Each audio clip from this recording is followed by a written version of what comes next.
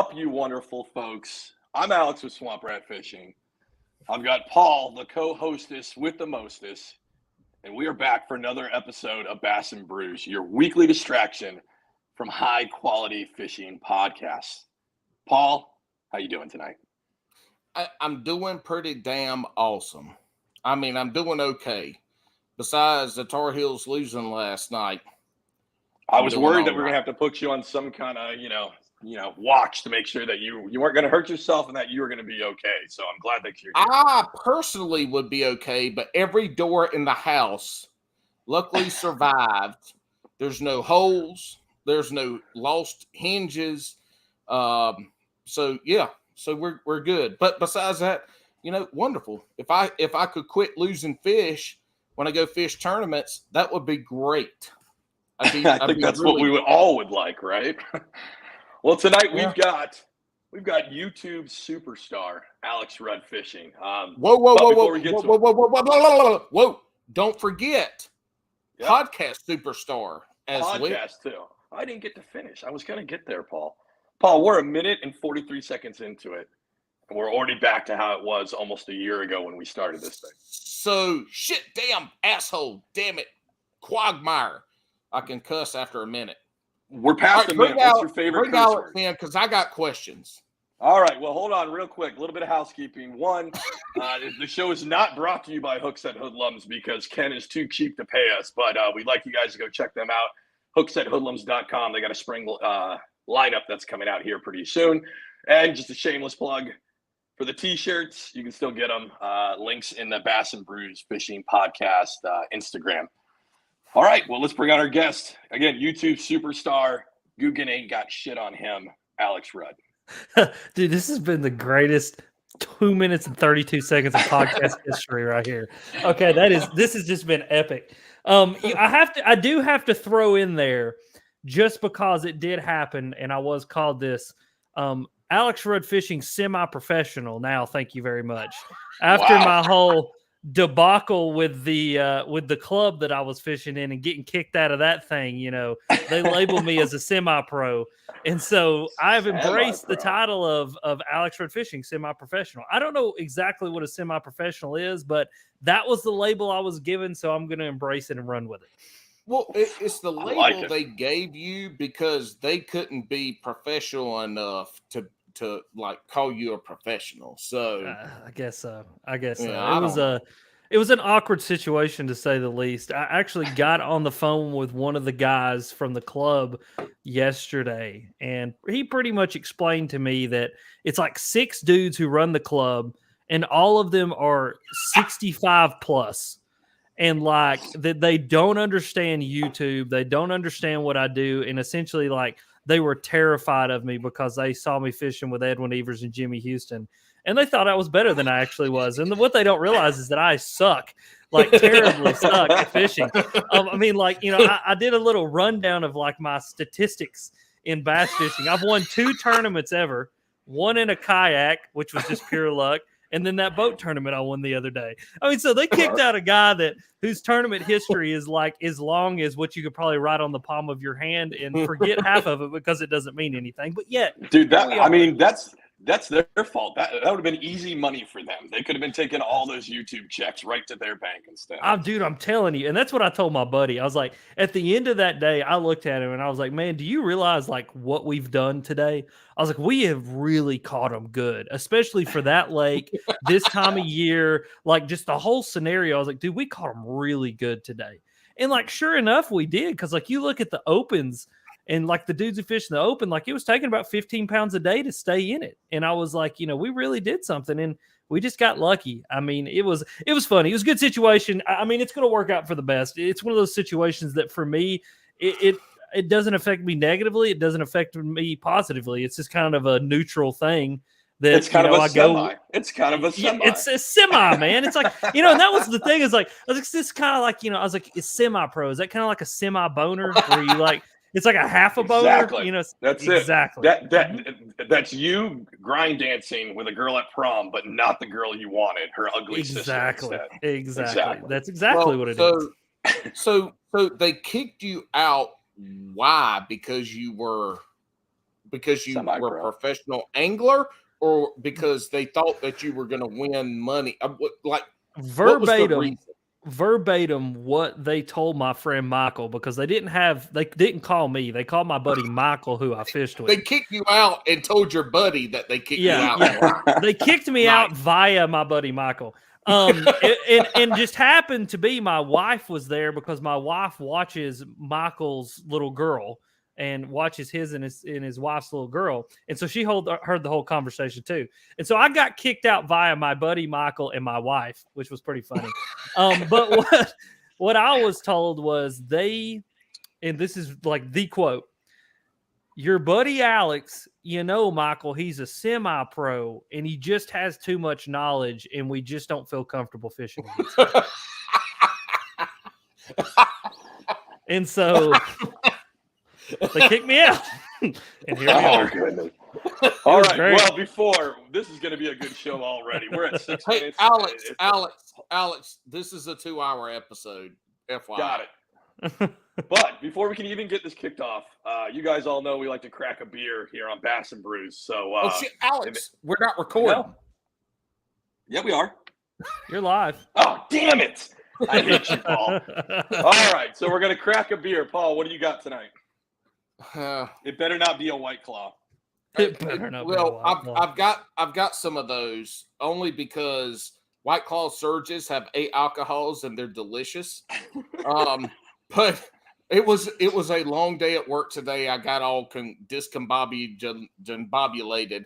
So I'm having to drink what was in the fridge. And it's Angry Orchard. Oh my God. Fruit cider. And the sad part about it is this bitch only got 5 alcohols in it.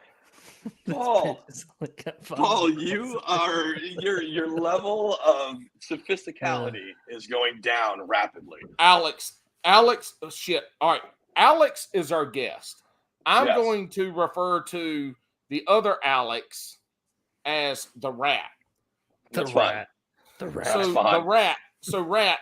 I have gained like 32 pounds since I started this podcast. Yeah. Wow. It's the beer. Alex Rudd is like 7'4" and weighs 230 pounds.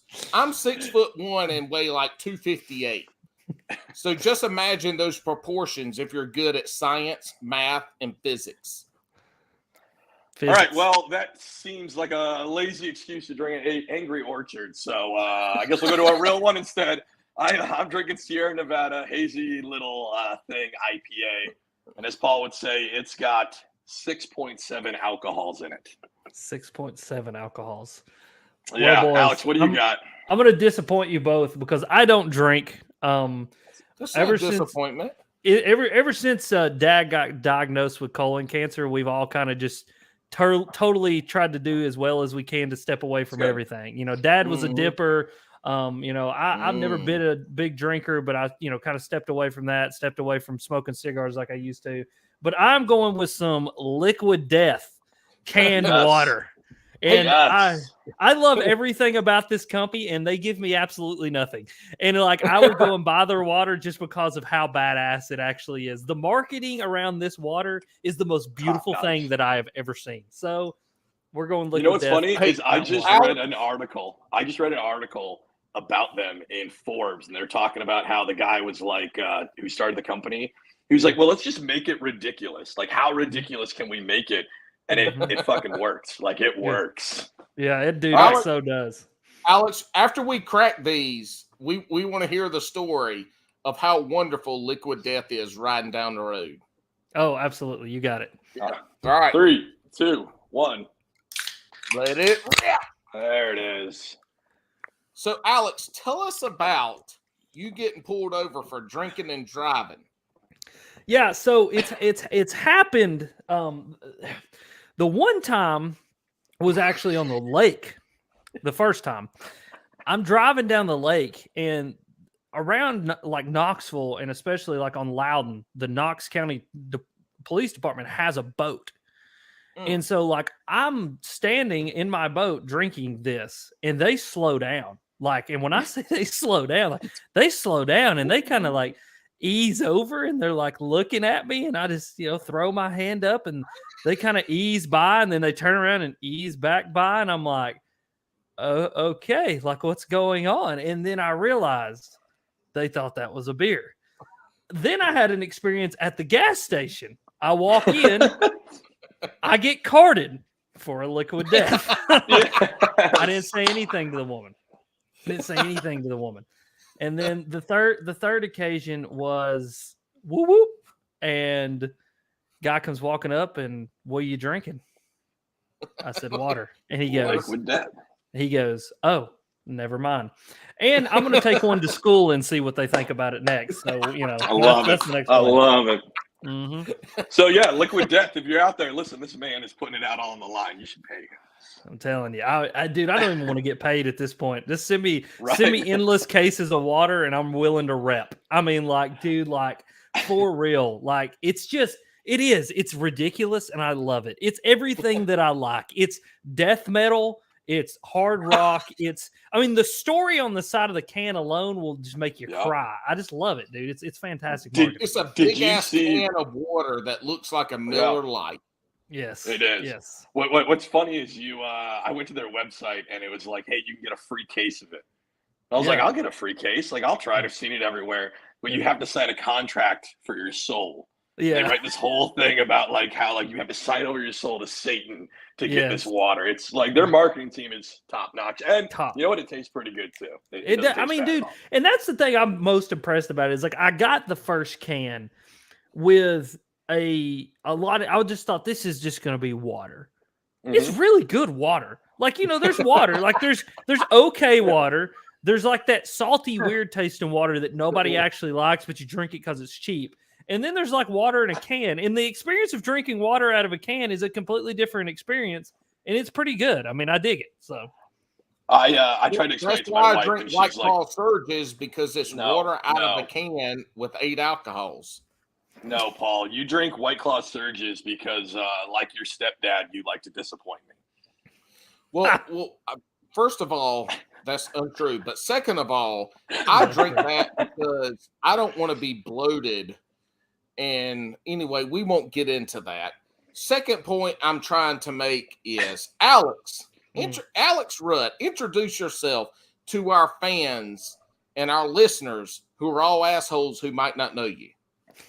So my name is Alex Rudd. Obviously, I own and operate Alex Rudd Fishing, which encompasses a bunch of different stuff, including YouTube channel, podcast, Instagram, TikTok. I mean, everything. If it's social media, I'm probably on there doing it. I started doing all this about 6 years ago with zero intention of it being anything special. And honestly, I actually had this conversation the other day with somebody who was asking me just a bunch of questions kind of about YouTube and how I got started. And they were like, so did you get started with the intention of like making money?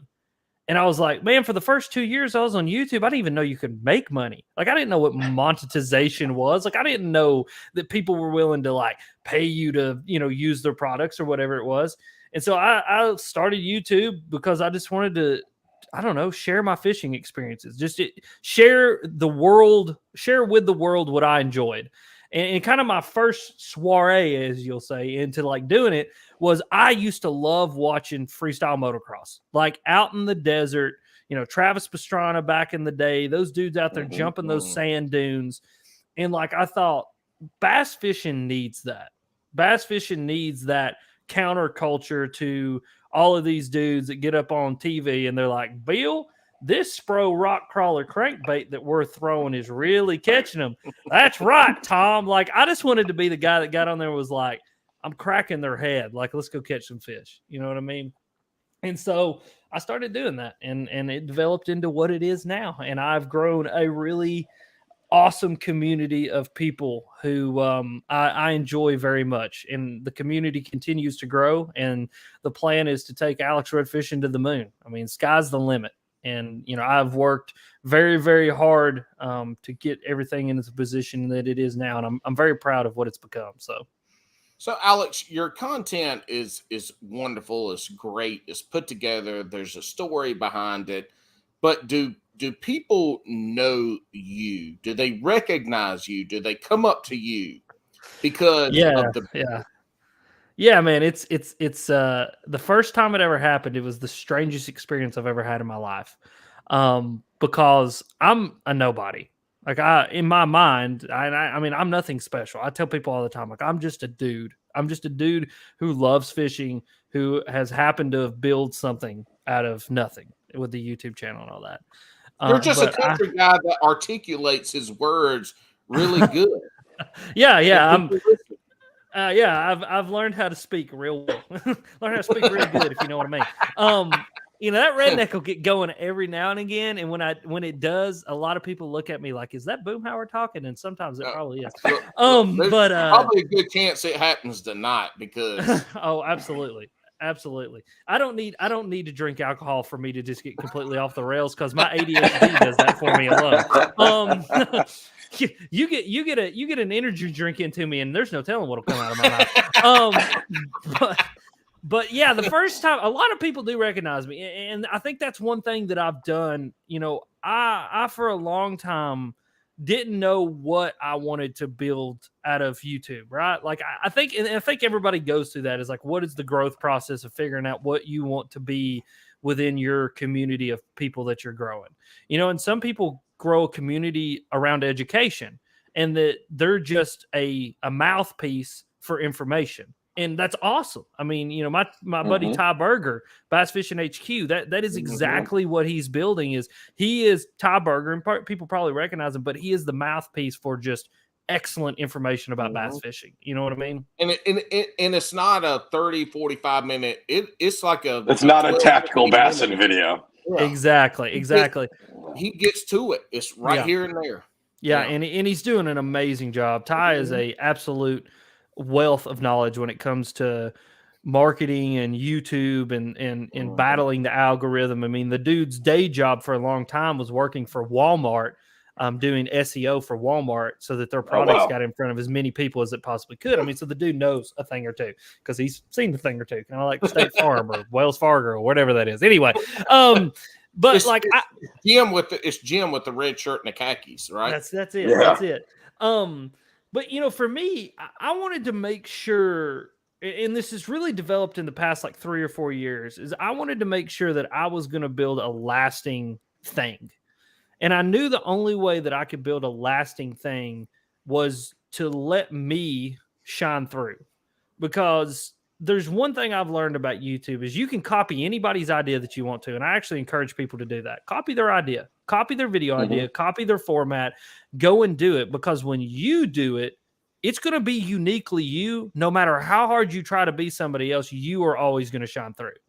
And so I really started to embrace Alex Rudd Fishing and Alex Rudd the family and Alex Rudd with Bobby the dog and, the turkey and, Rick and Monster Bass and those guys. I mean, I really started to build this sense of community, that these people belonged, that it wasn't just a fan. And that was my biggest thing, is I didn't want fans. And that's what I tell people all the time, is like, you may, view yourself or say that you're a fan, but what I want you to be is just a viewer and someone who appreciates what I do. And so, yeah, people recognize me a lot, and it's very strange when it happens. Some dudes are just like, "What's up, Alex? Nice to meet you." Other guys are shaking and their voice is quivering and like they don't know how to handle themselves. And like, those are the guys that I have to look at and I'm like, listen, I am just me. I'm the most uncool human being that you'll ever meet. And I like fishing. So let's just talk about fishing. Listen, you say those guys that are quiet. So I'm going to admit. So when Paul told me that you agreed to do the show, I was a little fanboyed out. Like, you probably don't know my backstory. Yeah. He wasn't a little. He goes, holy shit. Are you fucking with me? I'm like, no. Yeah. He goes, I'm just let you know I'm going to fanboy out, because we don't fanboy on this show. We don't. I'm not a big fanboy myself. But Alex is about to fanboy your ass. I'm with about the ready to biggest fan fanboy you've ever seen. Okay, go ahead. I love it. I didn't get into bass fishing until about 6 years ago. I fished as a kid, and then I fell out of it. And then I just, for some reason, got a wild hair at my ass and said, I'm going to learn bass fishing. I don't even know what that fish is. Like I grew up in the Pacific Northwest. We fished for trout and salmon. We never did bass. And you were probably like the third video I watched on like how to bass fish. Yeah. Like what is this called? What is this copolymer knot? There was a knot that you were showing. And what's funny is before we got on, I found that video. And not only has your channel grown, your beard has too, because your beard was squirrely back then. Yeah, dude, it was all over the place. But not only that, but then later on, you got into swim jig fishing, and I don't know whether we synced up because of the moon, but in my head, I was like, I want to see, like, that's a technique I wanted to learn like 2.5 years ago. Yeah. And I've like digested all of your videos on it, and that's all my fanboy, dude. We appreciate what you do. Appreciate it. You're an awesome guy. There's tons of folks out there that like your videos, and I appreciate it. I appreciate it, and that's all I want, man. Is I want people to find something that they connect with and that they can use and that they find entertaining or they find useful or something. You know what I mean? And well, the thing that you do that's well is that you do entertainment but educational in the same one, and it's not gimmicked. It's not. Yeah. It's not like, oh, look, I'm going to go to the gas station and buy a Cheeto and make a lure out of it. No, you're showing like really you going out on the boat with your dad or you out on the boat with Ben and you just out there fishing, but you're like breaking it down. You do a really good job. A lot of us try to replicate it. We're not as good as you. So kudos to you. But that's all the fanboy. That's it. I appreciate it. I'll take my shirt off later. And you can digitally sign my chest. Yeah, absolutely. That's 1,000% happening. Yeah, absolutely. Yeah, we'll save that for the we'll save that for the Alex Rudd OnlyFans site. Since that's right. Hey, Rat, quit moving so much. You need to sit more still because your internet sucks, and you're all like choppy. So quit moving so much. Right. Secondly, Alex, you and I had a little bit of conversation about Swamp Rat's YouTube page and you know the podcast at some point and you okay. So listen. He I'm going to preface this entire statement by this was wanted by Paul. He wanted me to say that you suck and that I hate everything that you do.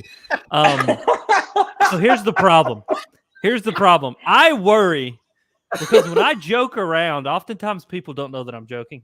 Nope. Because I'm cutting that clip. And it's gonna be like we brought him on the show and look how he treats me. Yeah, just bullshit.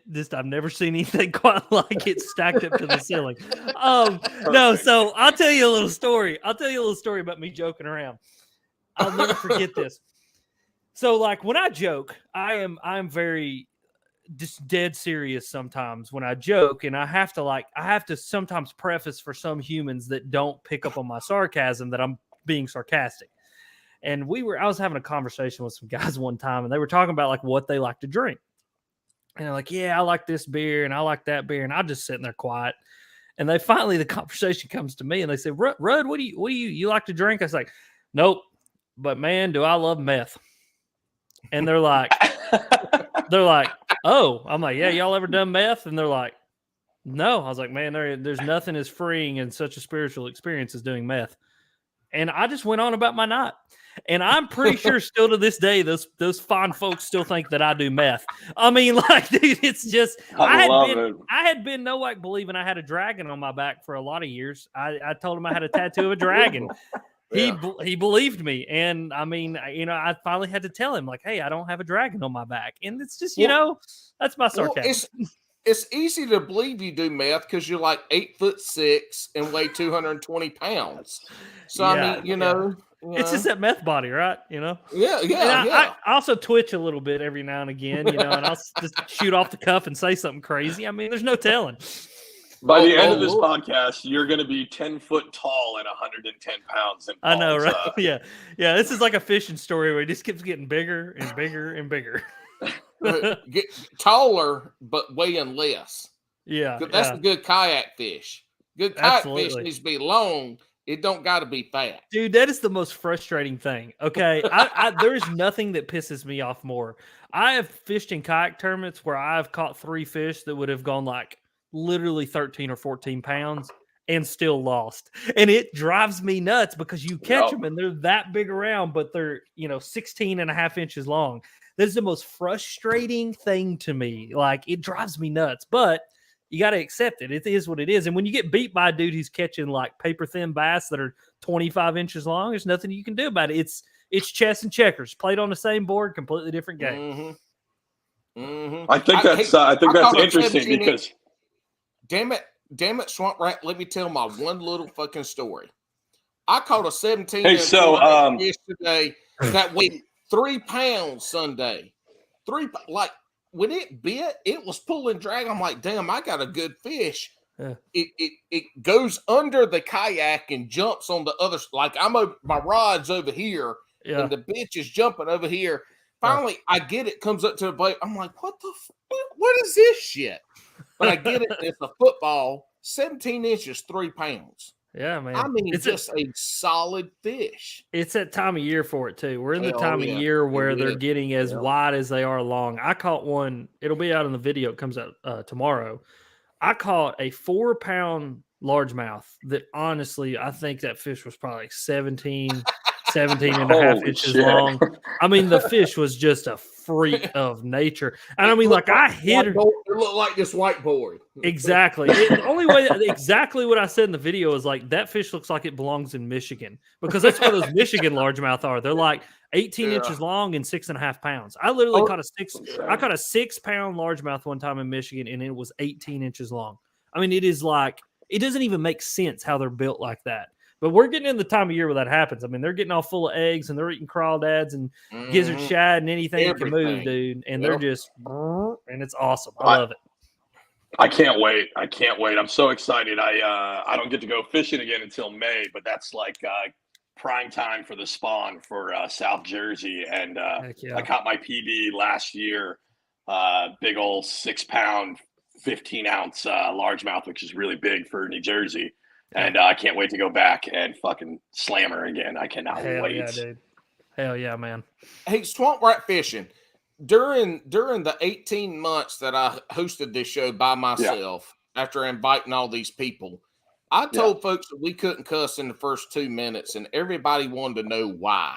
And I said, because Alex said so, and that we would get demonetized on YouTube. Now, let me say this, and then I want to ask you to tell us why.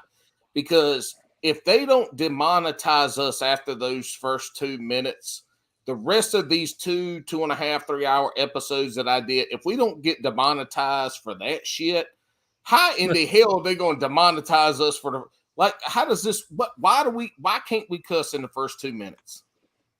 I mean, Rudd might be the right one to go to, but the only reason I set that rule is I watched a community guidelines video where they talked about how cursing was okay, but it can't be in the first minute. And I just went off of that.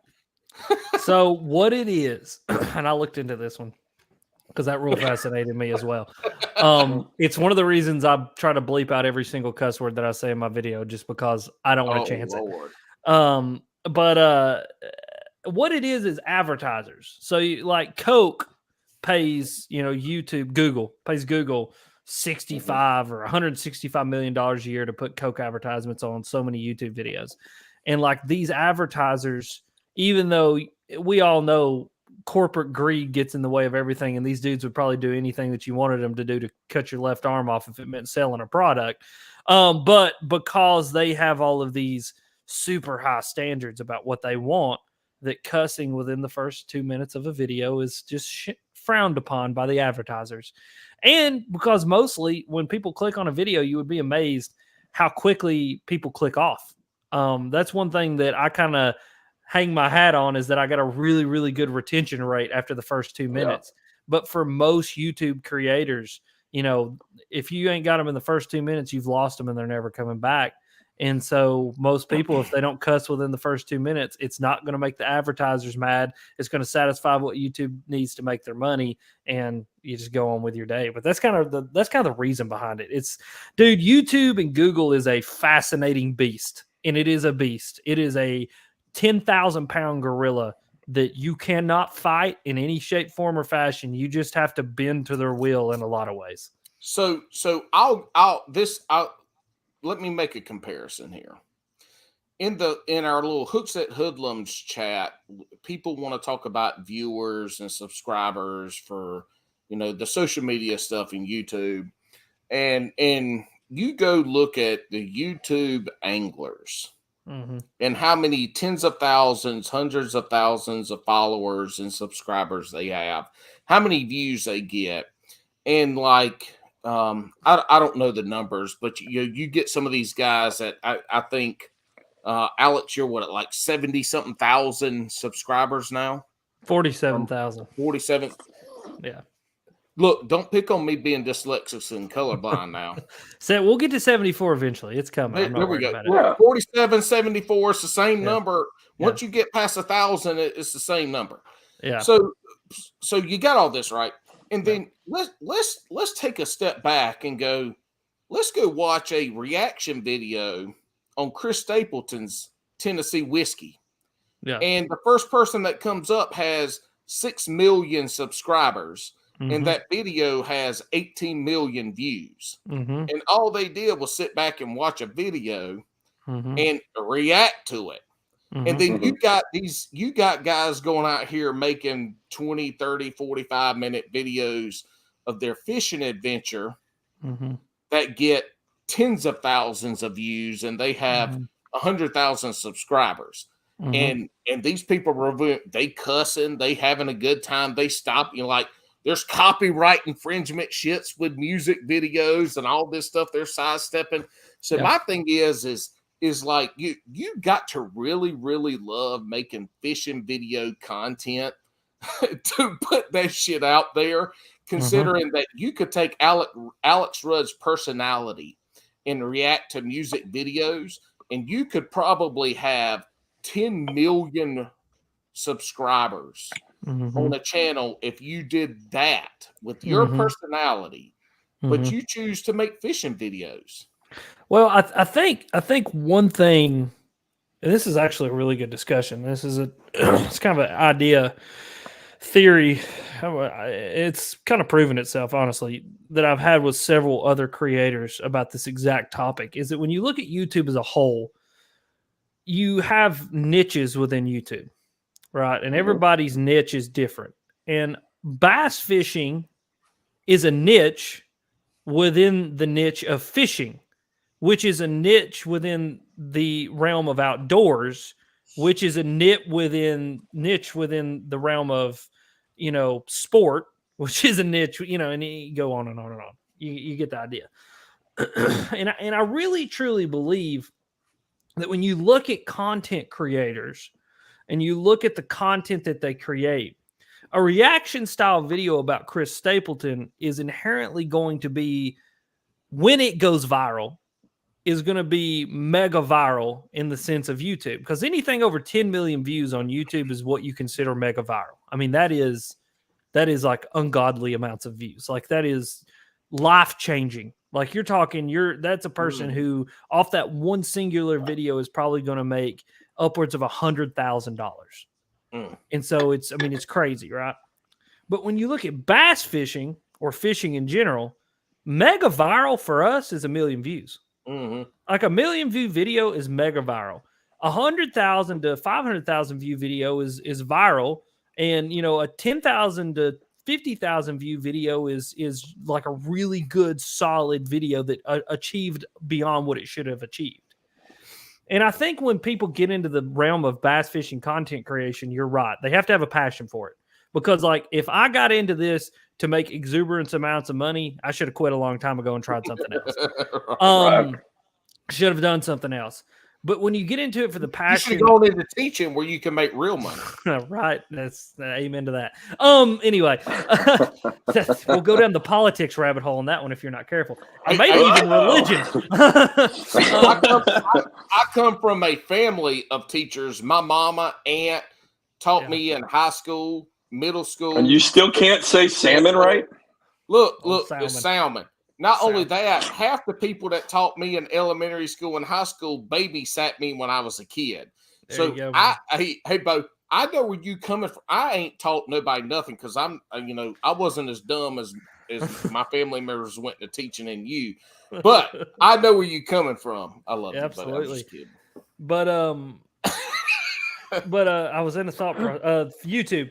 But like when you get into YouTube and you get into fishing, you do have to have a passion for it. And I think what you see a lot of right now, and to kind of sum up the whole entire thought that I'm having, what I think you see a lot of right now is you see a lot of kids who have seen the success of the Guggen Squad, and they've seen the success of these big giant YouTubers. And I see the success as something wonderful because it vilified and justified the reason why companies should have been paying us a long time ago. The Guggen Squad broke the mold. They broke the mold on what is valuable to the fishing industry.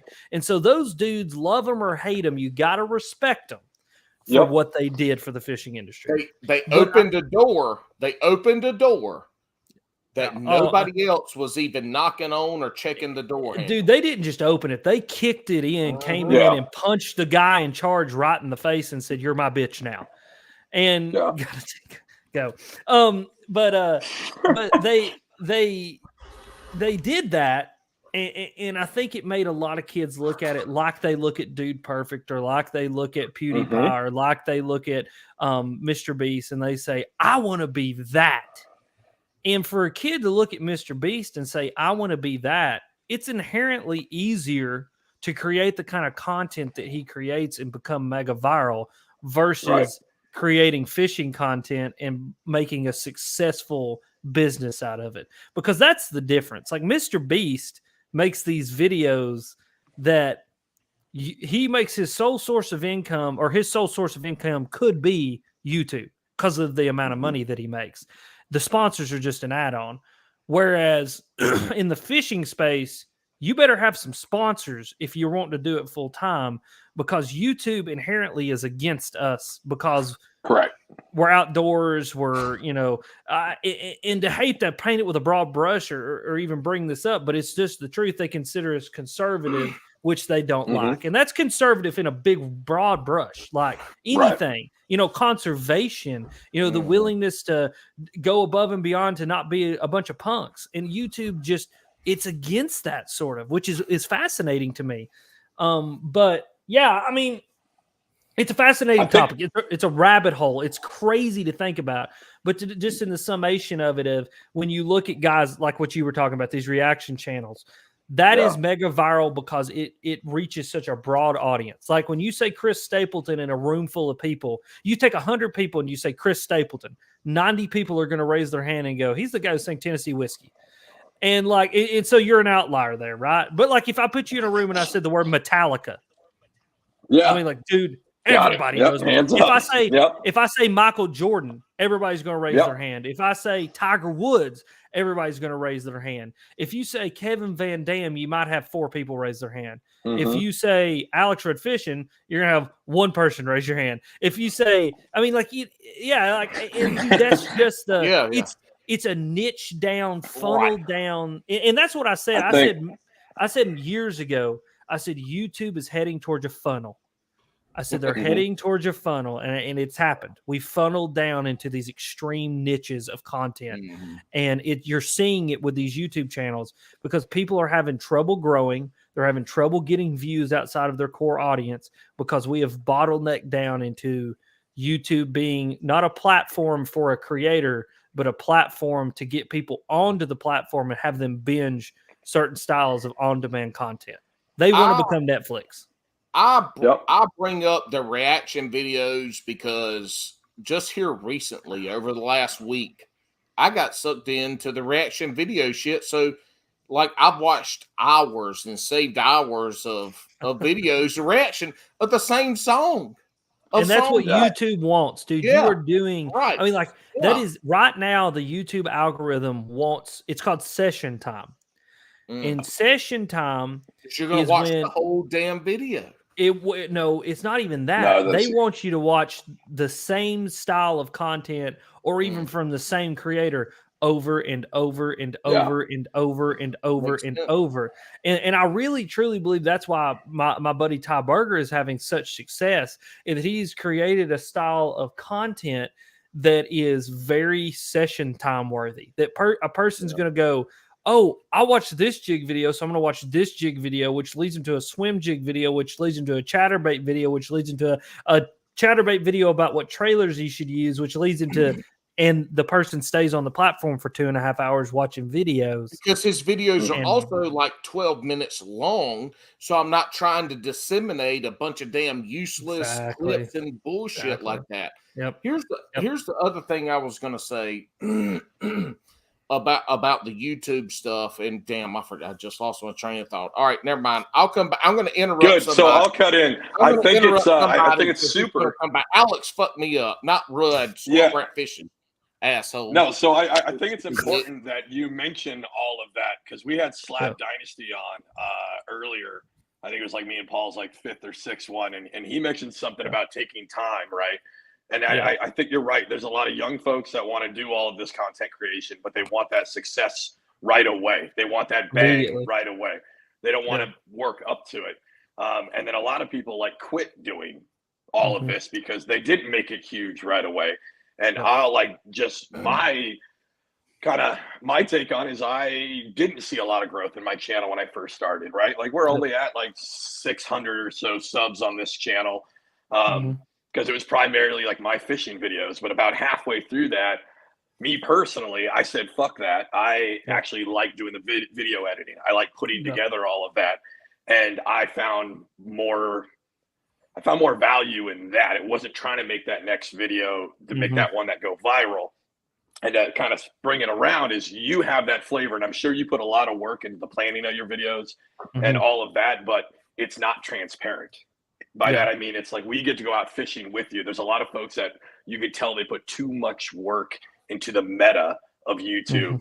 And especially in the fishing realm, it sounds fake, basically. Yes. Yeah. And I think that's what I've been trying to accomplish for a long time. It's one of the reasons that I know I've not grown with an exponential rate like some channels have. It's because I never compromised on what I enjoyed about it. And it's one of the reasons I took my break that I took, a month or so ago, was I needed a break for many different reasons. One reason we'll talk about once we aren't doing a podcast, because I will inform you guys about it. Paul, I think I may have informed you about it. I'm not really sure. We've already talked about it, so yeah. Yeah, and so, I mean, it was one of those things is I needed to really reassess, like, what exactly did I enjoy about the process of YouTube? Because the process of YouTube became very discouraging to me because I wasn't growing in an exponential rate that I wanted to grow. And it's when I come back to the realization that, like, Alex, you've been doing exactly what you wanted to be doing for as long as you've had this YouTube channel. And that's what makes you happy. So continue to do that, because you're carving out an audience. You're just carving it out slower than what a normal YouTuber would carve it out at. And one of my favorite content creators on the platform, I mean, and I mean this with all sincerity, I love this man's videos to the point that I watch every single one of them, is Greg Blanchard. That dude absolutely has never, ever compromised what he is and what he enjoys. And Greg is the most consistently consistent YouTuber as far as bass fishing that I've ever seen.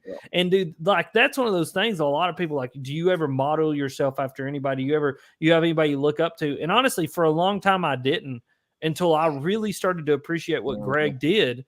And I've told him this. I'm like, dude, I love you. Like, I don't watch a lot of YouTube. I watch a lot of YouTube about YouTube. You know what I mean? I try to stay informed and how to make content.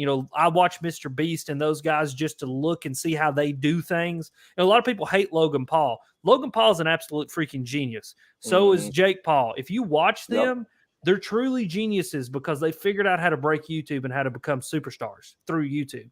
And so I watch guys like that to gain ideas.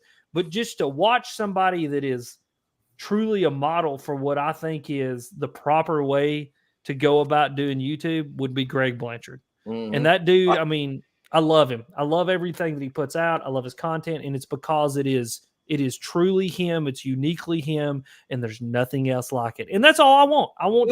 I want somebody to look at my channel and say the same thing. Like, Alex is uniquely him. It's genuinely him. And I enjoy everything that he does. And that's all I want. I don't want to be a superstar. I think, and that's another thing. There's a lot of guys now who have become superstars and they really embraced it. Like, they've really embraced superstardom. And that was one thing that, I really appreciated about being around Edwin Evers and Jimmy Houston, is that they did not treat me like they were superstars. They treated me like we're two grown-ass men who love fishing.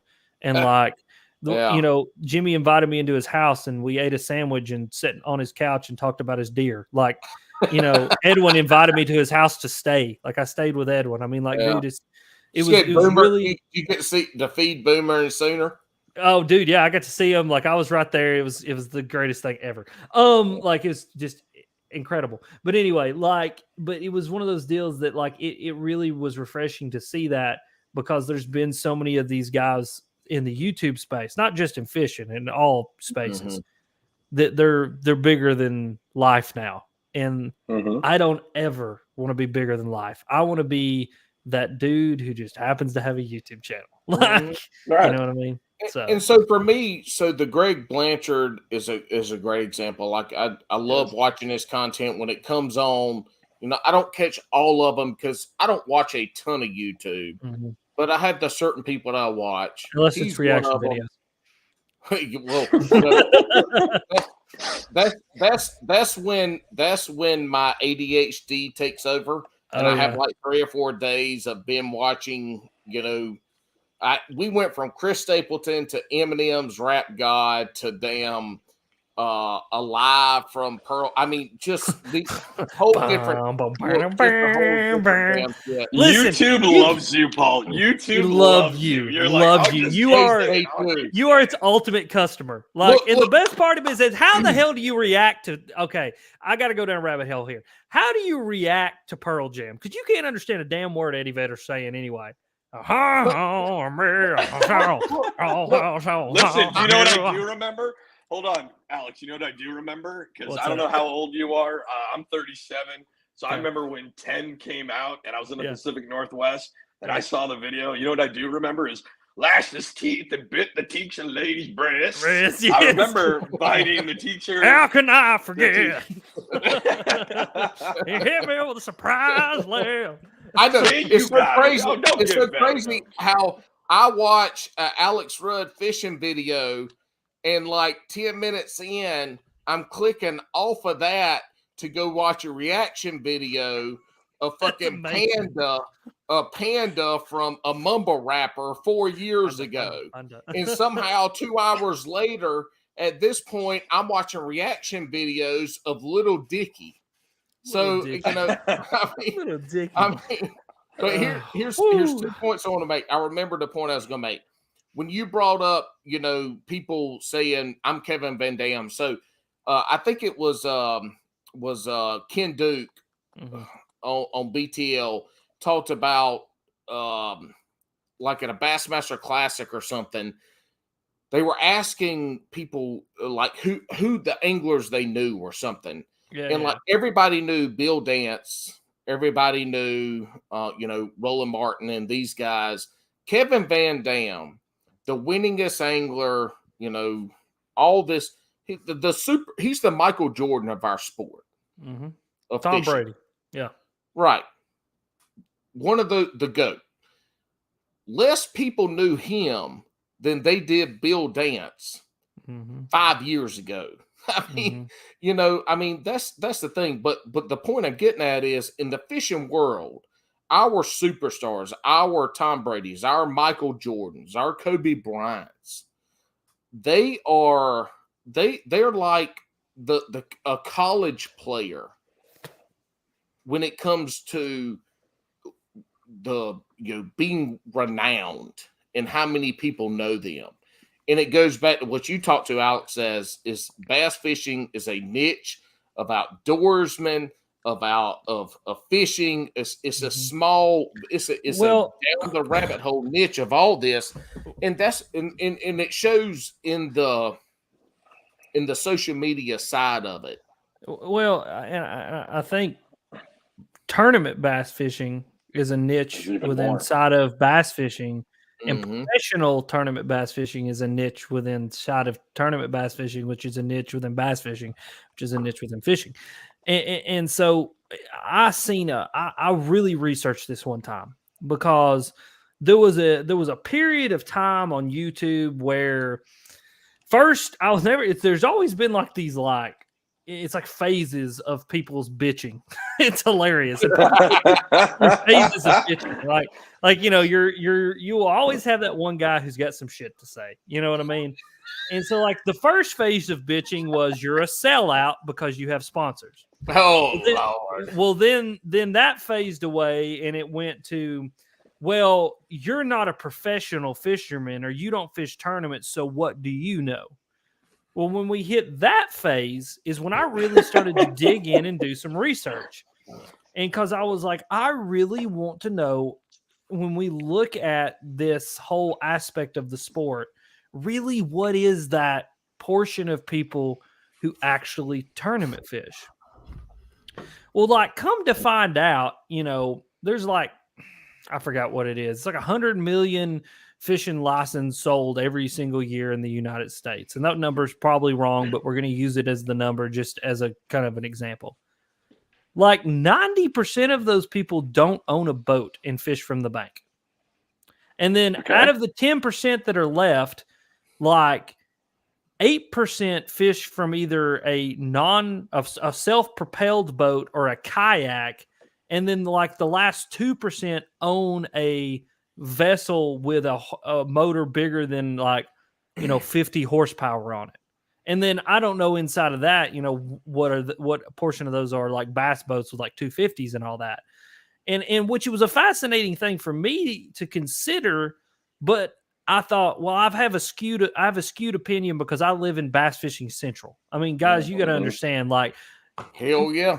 East Tennessee, Northeast Alabama, North Georgia. I mean, dude, it is bass fishing freaking central. Like everybody that has a paycheck and a pulse owns a bass boat around here.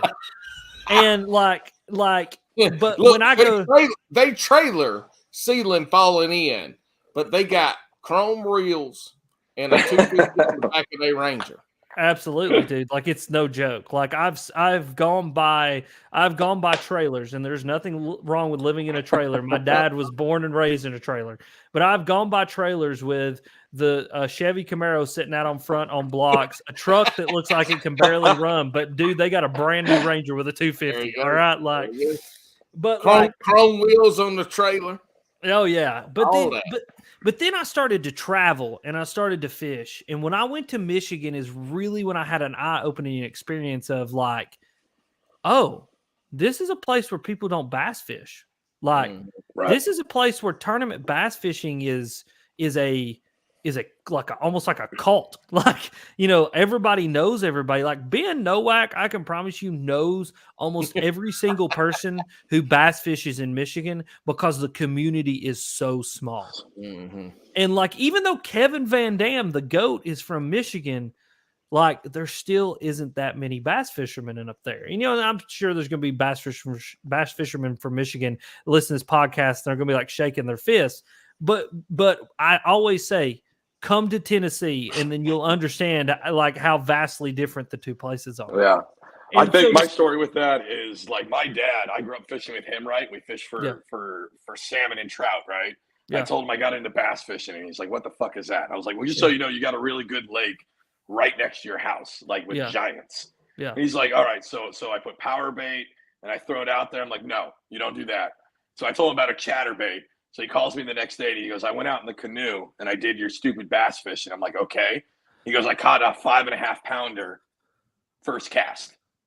Then I'm like, are you fucking kidding me? That's great, Pops. And he goes, nah, too easy. I'm gonna go back to the trout. Like it was. There you go. He was just done with it. Like, yeah. Wait, did he bring it home and at least eat it?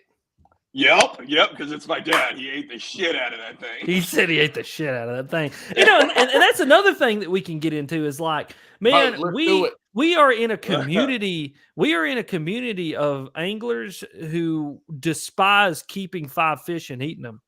What you have got to realize is that 90% of fishermen who fish from the bank are probably fishing for food. Like they have a license that says they can keep however many that are so many inches long, and damn it, they do it. I mean, I can't tell you how many times that I've been at the lake that some old top in aluminum boat comes pulling up, and he's like, "Boys, I slayed them," and he pulls out 5-pounders out of his live oil, and he's going to take them home and put the knife to him. Hell yeah! And the thing, and the thing is like, used to that bothered me a little bit until I realized, no, he's enjoying the resource the way that he wants to enjoy the resource. And there has been a group of scientists a hell of a lot smarter than I am that have determined that what he is doing is okay and that the resource will be sustainable. And so, it's a fact, dude. It's so fascinating. I mean, like this, you're getting into something I love right here, which is just the fascinating aspects and the different points of view within the sport that we all have. Because I grew up in the point of view of the sport of a dad who tournament fished. My dad came from bank fishing, and then him and his brother got a boat and they fished in a tournament, and then they turned into tournament fishermen. And my dad fished, Bass Nation. He fished his way up to the state championship. And I mean, my dad was a badass tournament angler. And then he just got out of it because he enjoyed fun fishing a lot more. He got out of it because, big baby, sore loser tournament culture. But he got out of it and started enjoying fun fishing. Well, then I kind of had this perspective shift as a kid of, well, my dad doesn't like tournaments, and I see why he doesn't like tournaments because I've been treated the same way in tournaments, and so I want to fun fish. And like, I can't tell you how many people, and even in that video that I put out, where I got kicked out, how many people say this is why I don't tournament fish. Well, then there's a whole nother aspect of the culture. And then you've got guys like your dad, Alex, that are like, I like to catch salmon. I like to catch, I got my papaw's a crappie fisherman. You got cat fishermen. Do you know that? Did you know that Pure Fishing's #1 selling freshwater piece of fishing equipment is cat fishing rods and reels? I can totally see that. I catfish as a kid too. Like that was, again, exactly what you're saying. We fished. We caught everything and it went home with us. Like that was a deal. But that's really interesting you're bringing that up because that's, it's very, so me and Paul are very different on this. Paul is very much where's he at that way? This is very much a tournament guy, right? I'm not. I've fished in one monthly kayak tournament and I fucking didn't like it. I didn't like having it. Like it almost felt too, I like going out and I like the filming of it and all that extra stuff, right? But I like just being out there. Yeah. But you're absolutely right. There, you can keep niching all the way down. Yeah. And some people might think they're hot shit because they have one little section of what is this way bigger culture, as you're saying. Dude, it's a kaleidoscope of different opinions. It's a kaleidoscope of different enjoyment levels. It's a kaleidoscope of just everything. And that's one thing that I have made sure to try to support is everybody's want to use the resource in the way that they want to use the resource. And my broader brush that I want to paint everything with is making sure that resource is available to us forever. Right. And that's one thing. I mean, you guys know, you've watched my content, you've listened to my podcast, man. I will get on a soapbox and I am so invested into the idea of public lands and public waters regulated by the State Fish and Wildlife Services, supported 100% solely by licenses bought by anglers and hunters for us to have a free resource and continue to have free resource, and then expansion of that free resource and public resource that I'd die for. I mean, like, I mean, dude, like that's core freedom for me right there. Like, there's people who are like, what freedoms would you die for? That's one of them. Like free speech, guns, and having public land and water. Like that's like the three things I would die for. And like, and that's it's super important. I listened to Steve Ranella did a whole podcast that like opened up my eyes when he had somebody. He broke down like how our public land laws work right now and how the whole fishing industry kind of works. And it's amazing. It opened my eyes to like, we want all this nice shit around us, but if you hold off all of our public land to make sure that we make private land instead, like that, you're robbing. People are being robbed of a freedom they were given. Exactly, and I think as anglers, especially in today's time, especially in the kaleidoscope of different opinions that we have in fishing. I mean, hell, the world, but fishing, that we need to do a very, very, very, very good job. And I will say very, very, very again, to just emphasize how good of a job we need to do of making sure that everybody within their niche of the fishing world and of the hunting world and of the hiking world and of the mountain biking world understands how precious our public land and water is and the conservation of said public land and water. And that's been the thing that I want to push the most, that if I don't care if you're Kevin Van Dam or if you're John that fishes on the bank, that everybody understands how important it is to do what they need to do to conserve what we have. And I mean, and you want to talk about something that I think that could totally change the world is really getting people backed behind the idea of conservation of public lands and waters. I mean, people all the time, they're saying we're killing the environment. We're ruining our environment. We're doing do you want to know who the most conservation driven people in the whole entire world are? Us three, our community, our culture. I mean, dude, we're the ones who literally I've gone to the lake and just picked up trash before because I only get it once and my kids only get it once. And if we screw it up, then we don't get it anymore. And if we destroy it, then there isn't going to be anything to even get in the first place. You know what I mean? Yeah.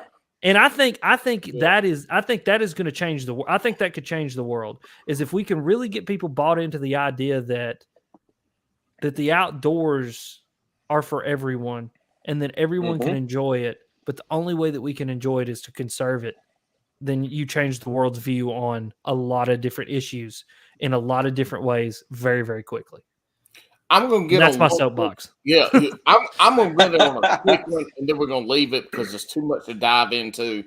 But the construction aspect of waterways and runoff from construction projects is such a detrimental piece of all, because it's the creeks and the rivers and the streams that feed the bigger rivers into all the other stuff, to the lakes, into the oceans. I mean, and they're getting silted in because of shitty. And I know this because I was in it, from shitty construction people just getting it to the point you're at about conserving the land. The growth of areas. I'm in Raleigh, North Carolina. The growth of this area is top 3 or 5 in the country. Yeah. And the construction, the runoff, what you see going into the creeks, during a rainstorm going into that, like that's the conservation side of it. Oh my God, they just, oh my God, I got to do this. I got to put this fence in. I got to do this, blah, blah, blah, blah, blah. But in the end, 20 years from now, there's a bunch of little, intermittent creeks or free-flowing creeks that are no longer going to exist. And what do those creeks flow to? They flow to the little ponds that then flow to the lakes, that then flow to the rivers that then go to the ocean. Like, we're going to lose all that from the conservation side of it. And the other thing is about keeping fish, right? There's the keeping fish thing has been scientifically proven. That's why there's a slot limit. That's why there's a number. Like, if you catch 5 fish over the limit of 12 inches, keep those fish. I cannot remember the study. It's been last year when I heard this, but Indiana, one of these fishery schools did a study on keeping fish versus not keeping fish. And the fish that they kept, their offspring from those fish bit baits more readily versus the fish that were thrown back. Those offspring, I can't remember, is India. It's I read a similar study. Is about genetic imprinting, and that's a fascinating topic too. That they and the Berkeley scientists have really proven this. And it's one of the reasons I started working with Berkeley was the science. Honestly, like it was a selling point for me. was these dudes are doing like people like a lot of people bullshit you and they'll blow a lot of hot air up your ass about what's what and what company's doing what. But let me tell you right now, Berkeley scientists are actually doing real science. Like they're in a lab and they're doing thousands and thousands of studies and thousands of tests, and they're collecting data points out the wazoo about stuff like this. But one thing that they did prove was it was imprinting and memory, and that bass were genetically passing down the avoidance, the survival, the avoidance. It's just an avoidance. It's a self-preservation instinct to avoid sounds, smells, colors. I mean, a bass has it imprinted into their brain that they don't want anything, a shadow over their head, because shadow over their head is death from above. I mean, the only real true predator to a bass that doesn't live in a lake with muskies and pike is death from above. It's the only thing that can kill them. Yeah, birds. Your your blue herrings, your ospreys, your eagles, your birds of prey. It's death from above. And so that's why, like, when you're fishing down a bank and your shadow hits a fish that they clear out immediately, is because it is genetically imprinted onto their little thumb-sized brain that they have, that is something they need to avoid. Well, what scientists are starting to see is that fish are starting to avoid sounds, the pings of trolling motors, certain scents, because it's a genetic imprinting onto them to avoid that, which is freaking fascinating. Like, wait. So hold on. So no. It's nature. Nature has these motherfuckers have been around a lot longer than us. It's right. But I want to go back to Paul. You said if you catch them. Like a 10-pound bass. Are either of you guys bringing that thing home to eat? No, unless it dies, unless something dramatic happens to it and it dies, that fish is going to go back into the lake. Yeah. And I think I know where you're going with this. But go ahead and say it. But I think I know where you're going with this. Yeah. So if like you want to get rid of those fish. The longer they live, the bigger they're going to grow. So the more that they're adverse to biting a lure means the bigger they're going to get. So you got to be trickier into trying to catch them. So maybe we shouldn't be keeping the big dogs so they can go back, spread that genetic pass down through their offspring, and they're going to be less susceptible to lures, but they're going to get bigger. So you as an angler have to get better. That's kind of where I was going with it. Yep, and it's exactly what is happening. I mean, Lake Chickamauga is a great example. You can go watch my live bait videos and you watch us catch 9 and 10 pounders. It's the only way that you can trick those fish now, because they have seen every freaking lure on planet Earth and they will not bite them. I mean, you can still trick 1 or 2 here or there. It's like a big deer. I don't know if either of you guys hunt, but like if you want to kill big deer, you got to go where big deer live, and then that giant deer has to make a mistake. It's the only way you're going to kill them. I don't care how good you are, how much equipment you have, how much time you spend in the woods. The reality of killing an absolutely giant deer is that deer has to mess up.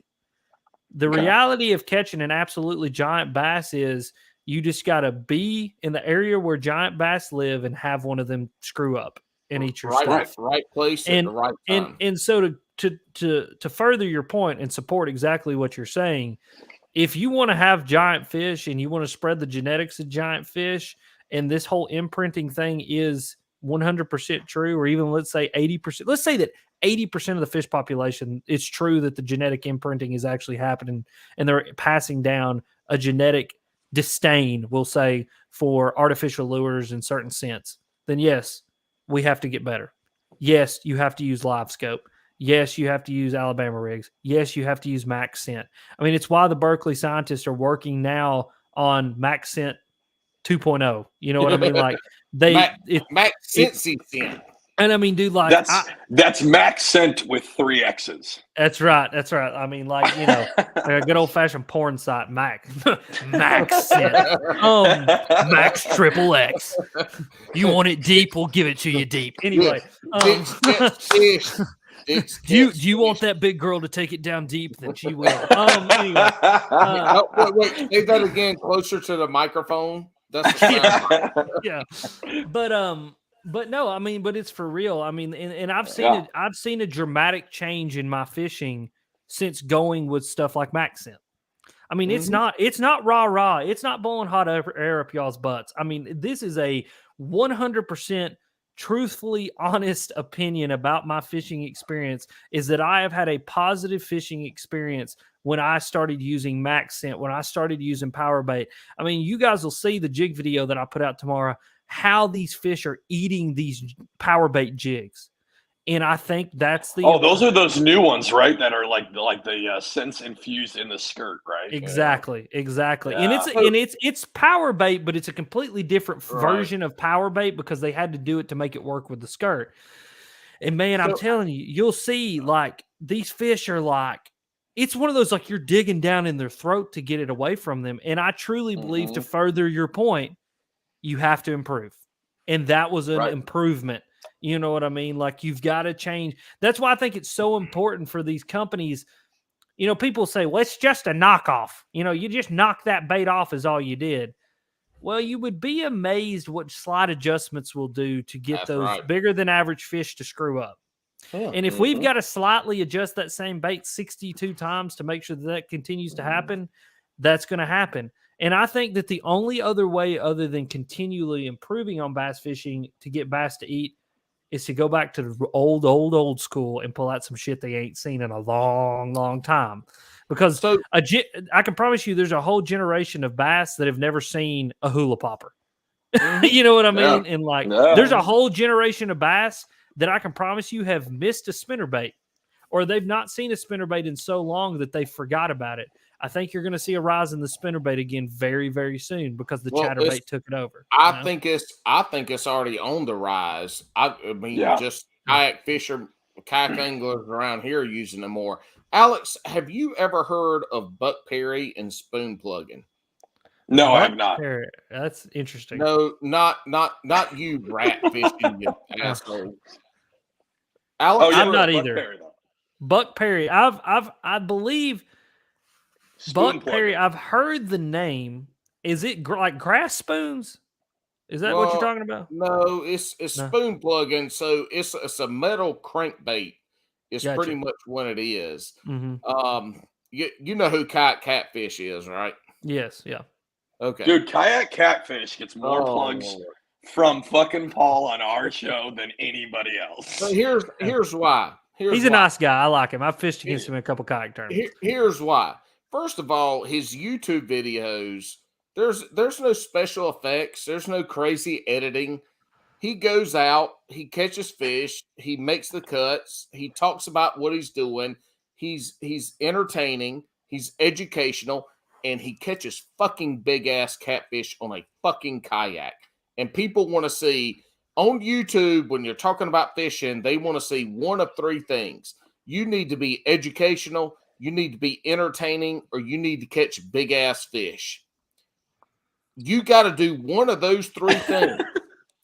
We're putting that on his shirt. At this point, I don't disagree. At this point, Paul, Paul, you have said that. This has got to be like the 40th time you said that. And you're absolutely right. Yeah. We've got to make it like a T-shirt or something because you have literally just like all of that stacked on top of it. If it goes all the way down past the belly button, it doesn't matter. Just stack it all up. Well, none of my shirts go past my belly button anymore, so good luck. But enjoy those surges on the side. So Buck Perry was a guy. He's the father of offshore fishing. This guy was offshore fishing in the 50s and 60s, and he was selling, and he made a lure to do that. Now, they were trolling. Like when they started the Bass Master tournaments in the 70s or whenever it was, they came to him to talk about it, and he's like, you can't have trolling because the trollers will always win. But the principle of the aspect, now he speaks in absolutes, but one of the things that he talks about is the home of the fish is in deep water. The home of the fish is in deep water. And those big fish are going to live in deep water. Now, do they move up? Yes, they have to move up during the spawn. But they're going to move up different times a year and blah, blah, blah. But he also talked about the sunlight to bass. Bass are more sensitive to sunlight than almost any other predatory fish. And so people want to talk about shadows on stumps or shadows, shadow lines on the bank. I caught these fish here, and it's an ambush point. It's an ambush point. But what he's saying is it's not an ambush point, but it's a place of sanctuary for them. Mm-hmm. Like that sun is, they're sensitive to it. Mm-hmm. They're not safe. Mm-hmm. So that's why it's a whole different conversation, a whole different podcast that we can dive into. You got to listen to it, because the live scope is going to disprove some of his, because he's spoken absolutes now. But you got to understand, when this man was doing all of this, there was no sonar, there was no 2D, there was no paper map. Like, he was doing this shit off of buoys and a flasher. Yeah. Like, it was all he's structure fishing. It was all structure fishing. Yeah. So look it up, go to it, because it's a whole different conversation. But there's a lot of things with live scope now that are proving bass behavior is what it comes down to. How bass move, the movement of bass. Yeah, it's a fascinating topic, because a bass. So it's very interesting, and the reason it's so interesting is because I have been very fortunate to befriend a man named John Hammond, and John Hammonds is not the guy who owns Jurassic Park. Different John Hammond. John Hammonds. Never mind. I was like, I know John exactly Hammonds. who you're talking about. I know exactly who that guy is. The old guy from Jurassic Park. Yeah, but anyway. Yeah. Welcome to Jurassic Park. No, John Hammonds. And John Hammonds is a fisheries biologist for the TWA, the Tennessee Wildlife Resource Agency. And John and I have had some amazing conversations on my podcast, and we also had some amazing conversations in private. And I've asked him every hard question about fishing and bass that I possibly could, because I really want to know. I think understanding the nature of a bass is how you understand the nature of catching a bass, right? And one of the most fascinating things that he ever told me is I said, John, what do you think dictates a fish's life the most?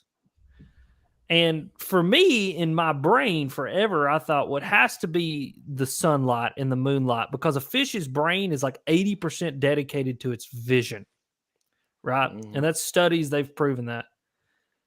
The immediate answer that John gave me, he goes, well, it's probably its scent. And I was like, the fuck? Huh? Oh, yeah, seriously. I was like, time out. Like, what? He goes, yeah.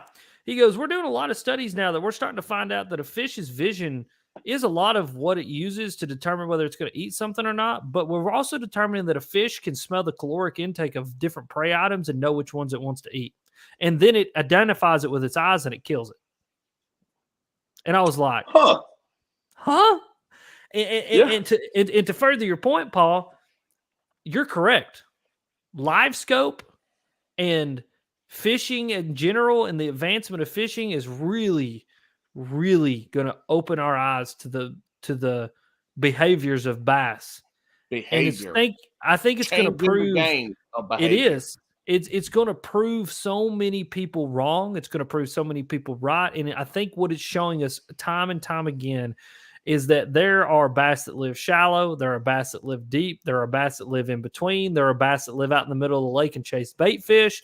There are bass that go in between all different forms of all four of those places. Hey, Alex Rudd, do you want to know one of Buck Perry's got some sayings?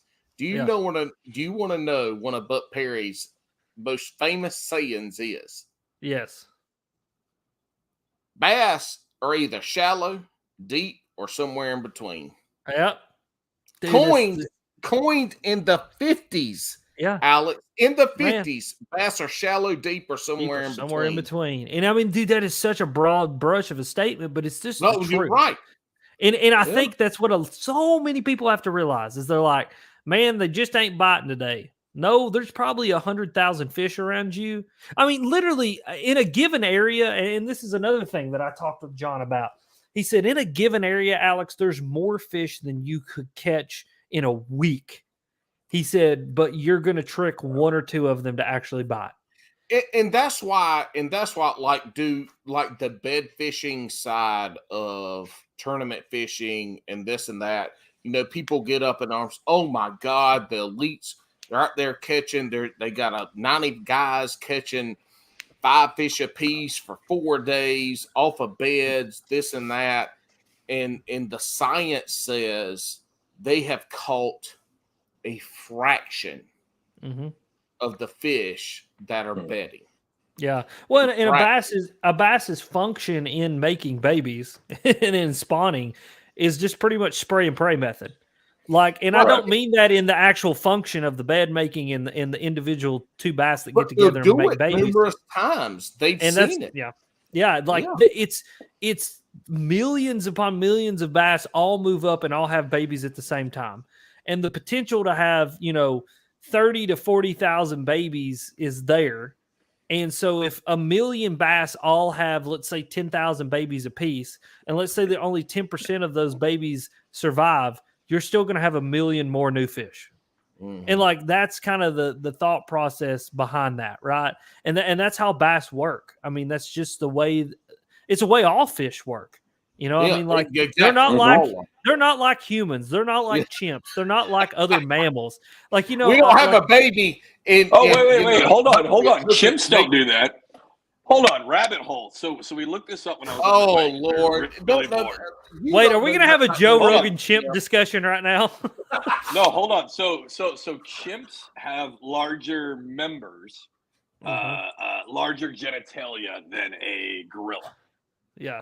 By like 9-fold. Yeah. And it's because chimps are actually spray and pray.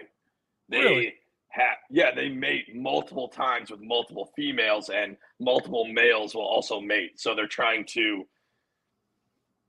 double their chances, why gorillas are monogamous. So they don't have a bigger member, basically. Yeah. Just a fun fact. Throw it out there. I'm glad I could add to this podcast. There you go. That's it right there.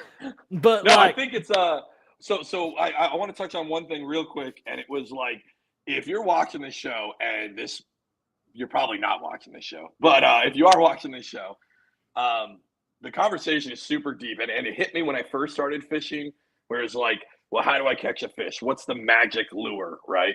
What's the magic lure that's going to do it?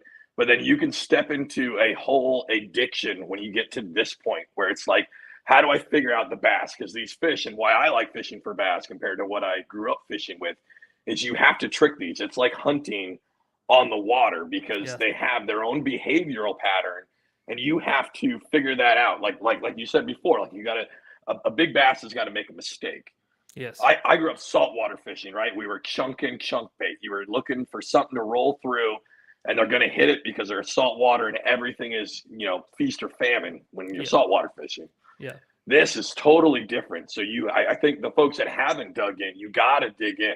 If you want to step up, when I started stepping up, like trying to learn as much about bass behavior as I can, I instantly saw returns in more fish caught, bigger fish caught.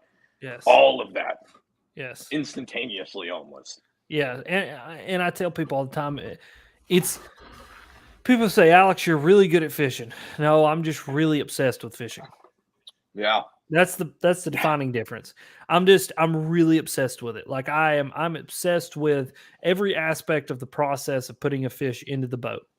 And the only thing that I truly believe separates normal blow Joe anglers to the dudes who are pros is time on the water. Wait. Hold on. Go back to that. What anglers? Joe blow Joe. Joe. I'll blow Joe. You Joe said blow Joe. I did say blow Joe. Too much liquid death. Too much liquid water. Listen, what separates your professionals from the dudes who are blowing Joe? It's just a little semi-pro. Yeah, it's just a little semi-pro, kind of like a semi-chub. Okay, like, it is 3/4 chub. It's not completely there, but damn it, it's almost there. But anyway, what separates the normal Joe Blow angler from the pro? There we go. Is a true obsession with the understanding of what you do in time on the water. That's it. Yeah, that's it. I hate to hear somebody go, "Oh my God, if I had the time and the money to go fish as much as this professional angler would, I could beat them. Still got to be obsessed. Well, right. You're right. Yeah. Here's the obsession part. This is to your point. Why don't you go do it then? If you're so confident you could go fish against Kevin Van Dam and win the same money he's winning, why don't you go do it? Oh, well, shit, I can't quit my job and I got a wife and kids. Well, you just said if you had the time, well, I don't have the money. Well, damn, it ain't hard to get sponsors. Go get some sponsors. Yeah. People, you're that good. When you go to that competitive edge, when you step it up, you basketball, you take high school, college, professional football. I played college football. You step up from college football to the NFL. It's a whole different game. In the majority of these these people who earn a living off of fishing, off of professional sports, they have a mental game that these other people don't have. They have that risk. They don't think, what if I fail?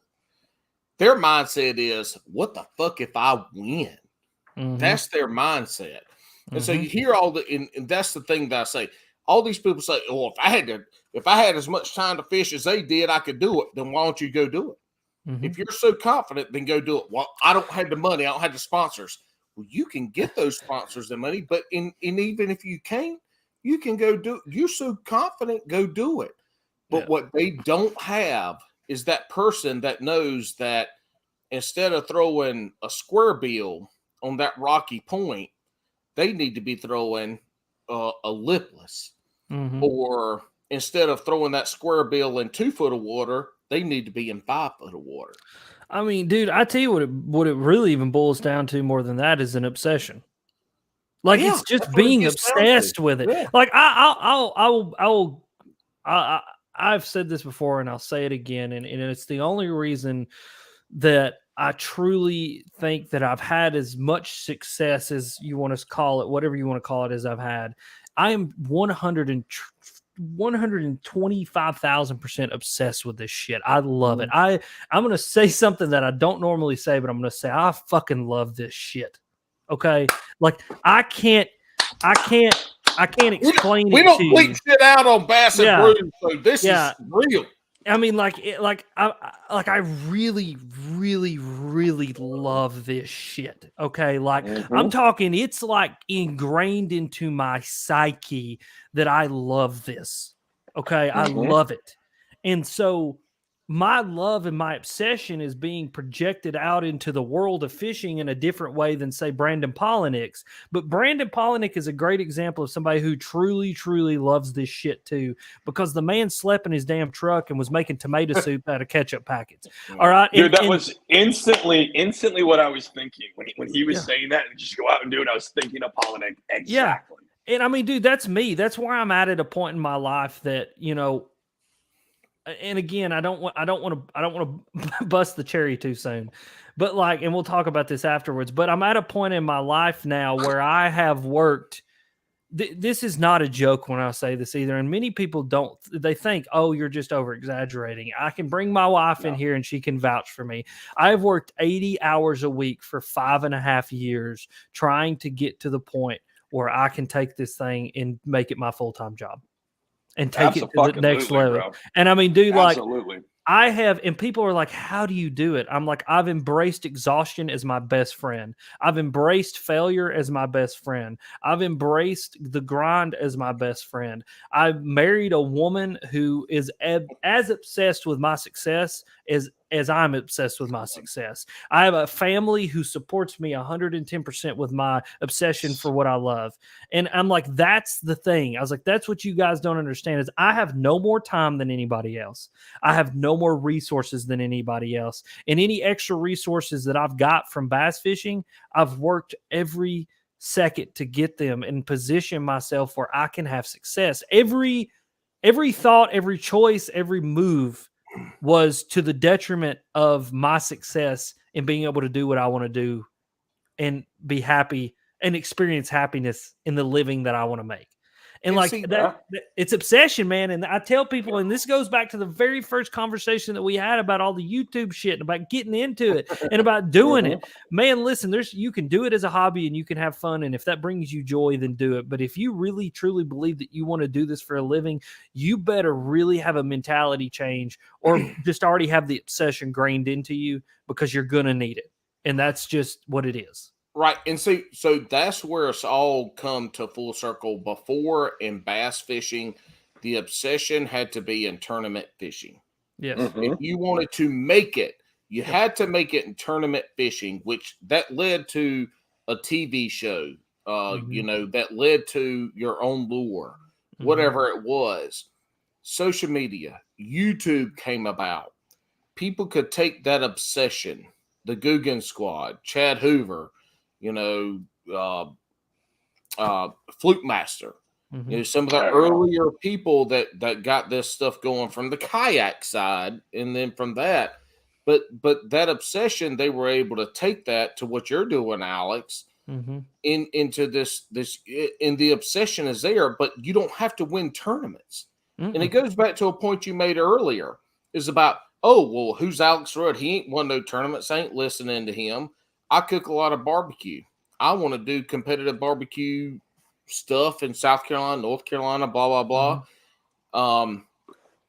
Restaurants, barbecue restaurants, people will put posts on there. They will never go eat that barbecue, but they'll go, I'm never eating that barbecue until they have more trophies from competitions. Well, feeding people in a restaurant is different than barbecue competition cooking. Okay. It's a phase of the industry in barbecue, and I can. So this is funny because I'm seeing the phase out, because I love to smoke meat. Like, I've got a smoker, I got my little pizza oven. I love to cook, dude. I'm a cook. Like, I love to cook. It's one of my favorite things to do. I'm gonna send you my homemade rub. That shit will make you make a baby. Hell yes, that is what I'm talking about. Damn, put on some Marvin Gaye and let's get it on. Son. I mean, you don't even need no music. All you need is the beer dust and a woman, and you can make a baby. Let's do it. But anyway, but like in YouTube, the YouTube realm of barbecue, you've had the rise of dudes who aren't competition winners, who don't own restaurants. Meat Church is a great example of a brand that has been grown out of social media, dude. Social media, I really truly believe that I grew up in the right time. And the reason that I grew up in the right time is because I'm a dude who absolutely is obsessed with bass fishing, that doesn't have to fish a tournament to prove that he's worth something to the industry. And I can prove my worth to the industry for my love of the sport. And my love of the sport does not need to be justified by a check and a trophy. My love of the sport can be justified through my experiences shared through the lens of a camera. And like, I was born in the right time. I mean, like, what is it? Gary Vee says all the time, 1 in 4 trillion chance you're born as a human, and here you are. You know what I mean? You're educating and entertaining. That's it. People are drawn to you because they enjoy the content that you put out.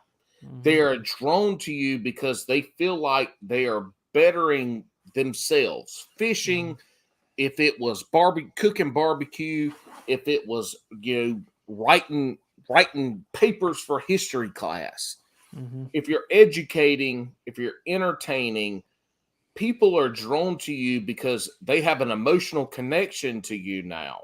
And that's where you see a lot of this. Again, it comes down to educational, entertaining, and in the bass fishing world, the third caveat: big ass fish. Oh, no, I mean, dude, it's just the truth. I mean, that is seriously the truth. And what's funny, man, is like when I was growing up, me and Ben Nowak are polar opposite human beings. My best friend is a polar opposite human being to me. My wife is a polar opposite human being to me. She's quiet. She's reserved. She's very friendly. Me, I'm a big, loud asshole. Okay. I mean, it's just the way that it is. But like, Ben is a complete opposite to me.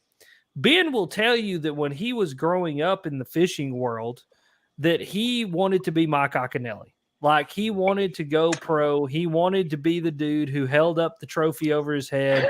He wanted to qualify for the Bassmaster Classic. That was his obsession. And he just realized that he was never going to be able to do it. And so he settled into the social media world, and Ben's very good. Like, I'm not taking anything away from Ben. I mean, he's my best friend, but he'll tell you that was his dream. That was his path into the fishing industry. What being one of the first people to put a damn live scope on a kayak? No, he's never fished in a kayak. No. He's like a smallmouth guy up in Michigan. He ain't doing kayaks. Yeah. I swear to God, well, me and Bailey got to have a talk because I swear I heard Bailey say something. Oh, well, he did one video in a kayak that Old Town sent him, and I believe he did put live scope on it somehow. And it was like the first video of a kayak with live scope. I am pretty fucking sure that shit happened. Well, then I'll have to tell him he was the first one, because I don't think either one of us realized. You know what, Ben, you're gonna have to come onto the show and explain yourself to Paul now. With Bailey, because if this is not right, I'm pretty sure Bailey said this. Alex, at the Classic, when we initially met through Bailey, and I met Ben. But anyway, all right, this ain't Ben's.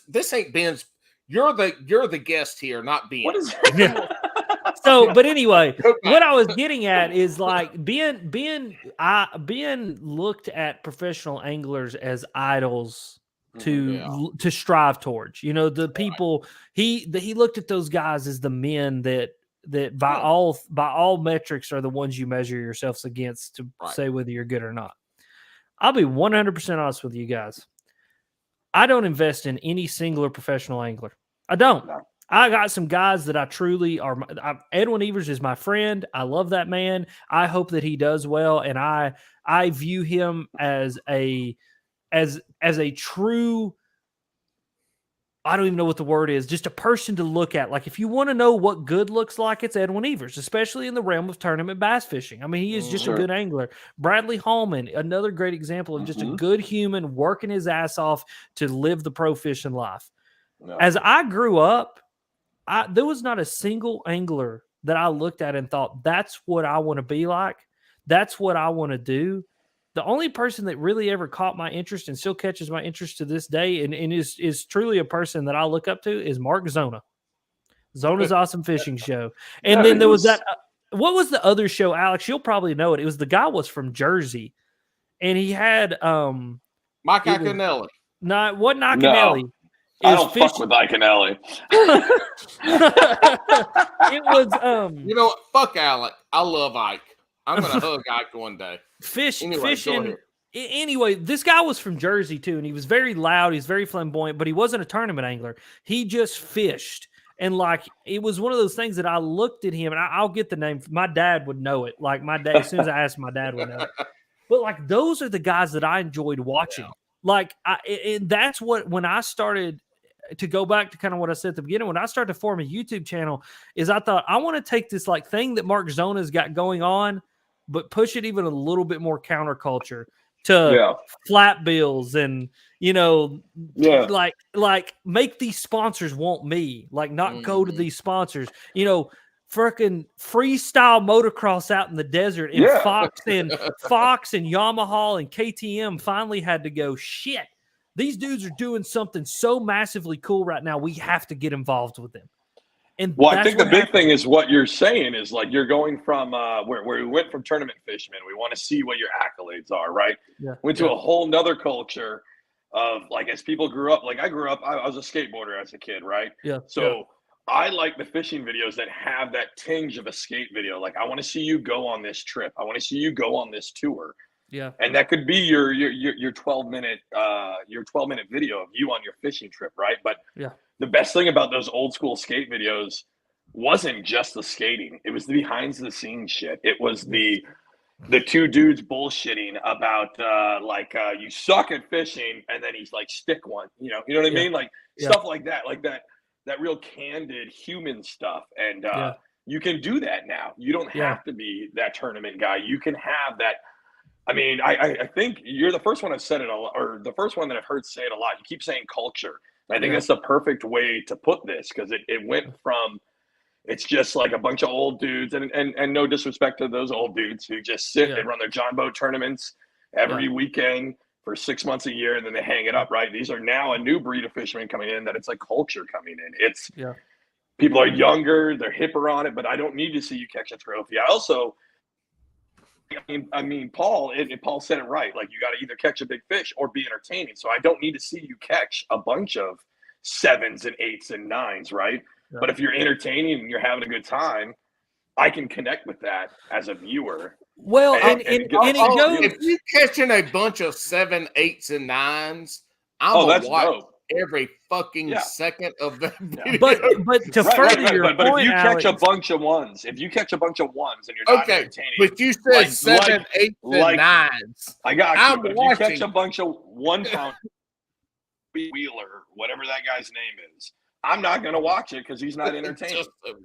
Well, and I think to further your point, Alex, I think the whole thing of like working to catch the big one is part of like the skate culture. It's part of the freestyle motocross. It's like, how many times we got to jump this son of a bitch before we finally get a double backflip, or how many times do I have to hit this line before I get a kick flip, or whatever it is.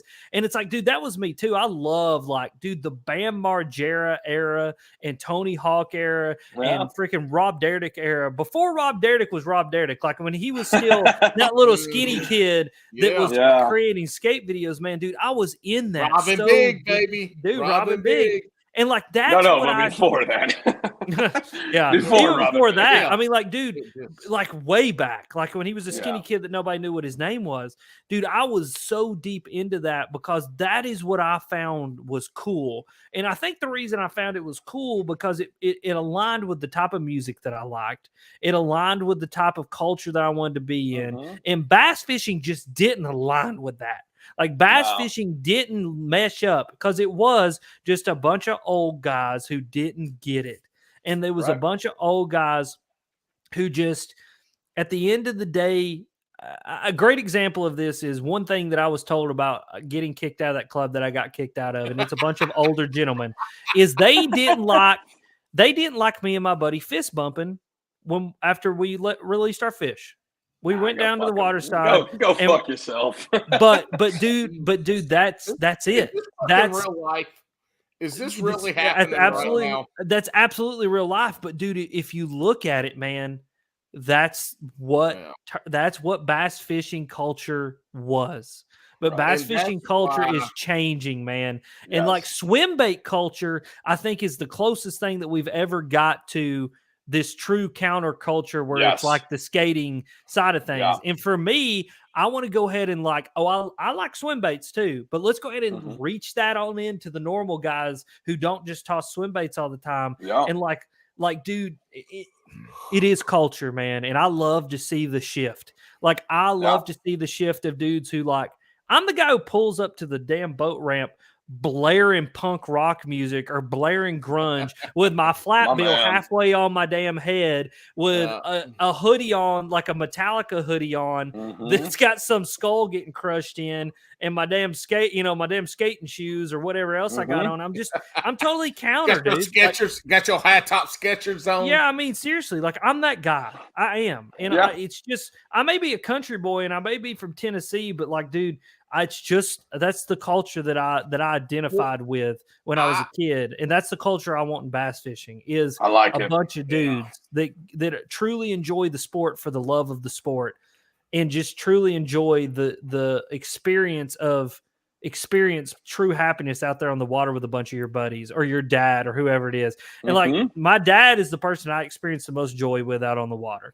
My wife, I experience joy with her out on water. My buddy Michael, I mean, it's why I hang out with him.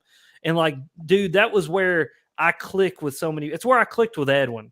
Is though Edwin is, he's like the dad, man. Like he's like the ultimate dad. Like he really is. Like he's the most dad human you'll ever meet. I love him. Like I love the man. Dialed into fishing. But dude, he's dialed into fishing. He really is.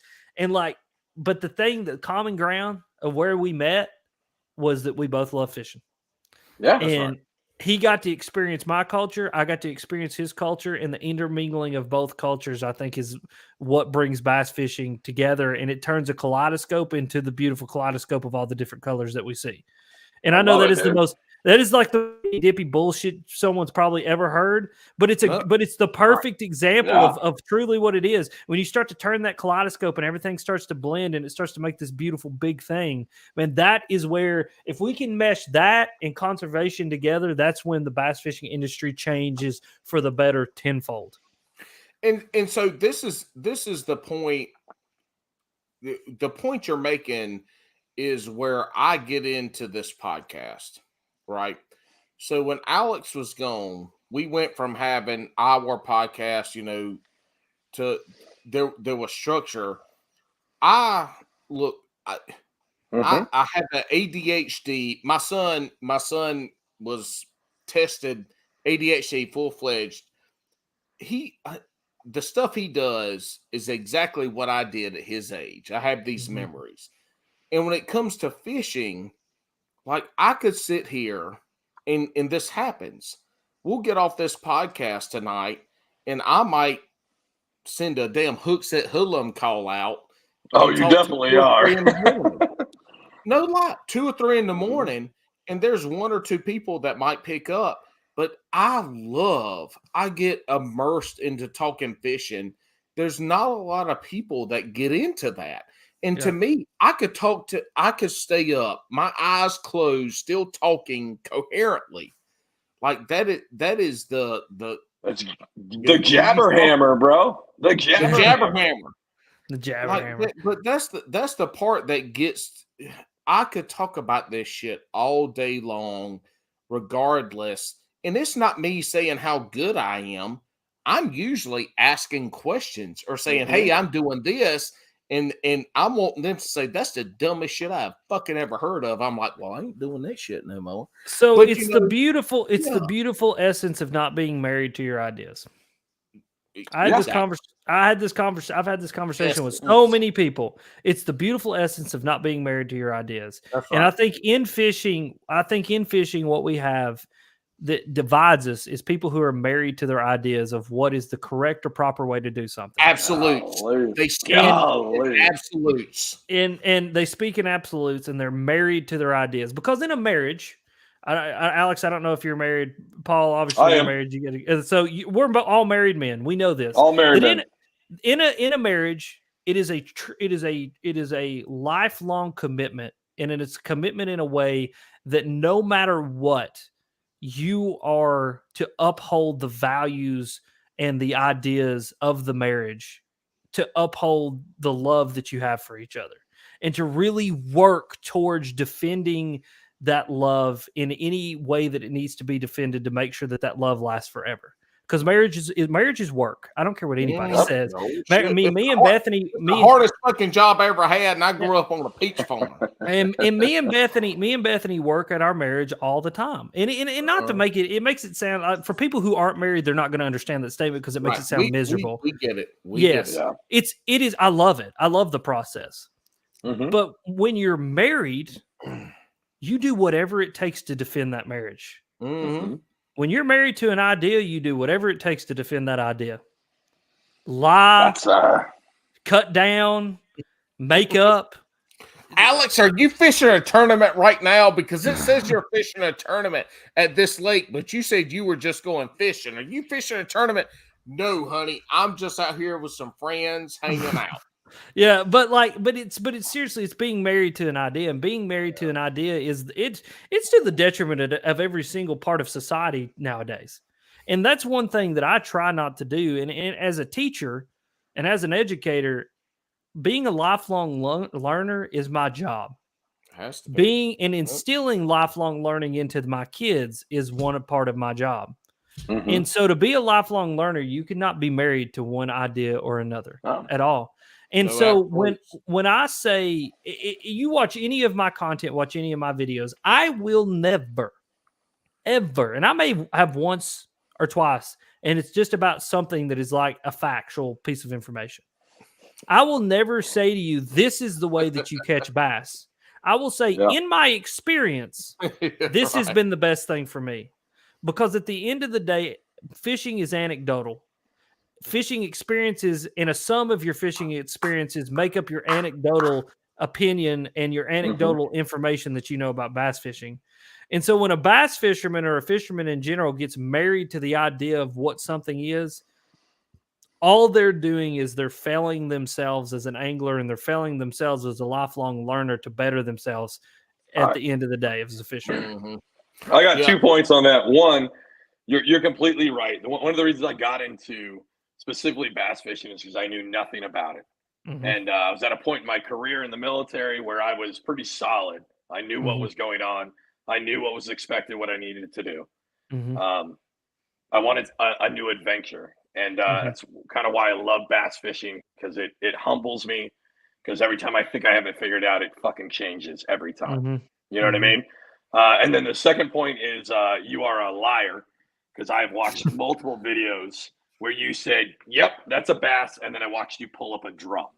So you're absolutely liar on that one.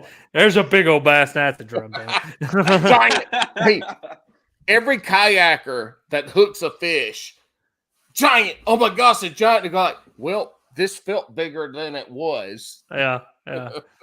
You mean everybody that Mike Iaconelli's it when they hit it and they go, it's a big one, and he gets all squat. Shit about Ike. Look, I will. I can kick you off of this bitch now. Don't kick me off. But no, I mean, it really. I mean, dude, like, it's what it really is, man. I mean, like, it really is what it is. Just like, I think the marriage to ideas is to the detriment of every human being in every aspect of their life. I am married to there's a few concrete beliefs that you'll never change my mind about, but outside of that, man, I'm not married to any one idea, and I'm always. What are those concrete beliefs? What are those beliefs? What are those concrete beliefs? I believe that Jesus Christ is my Savior, is going to come back to this world one day. I believe that I have the unalienable rights to life, liberty, and happiness, and justice.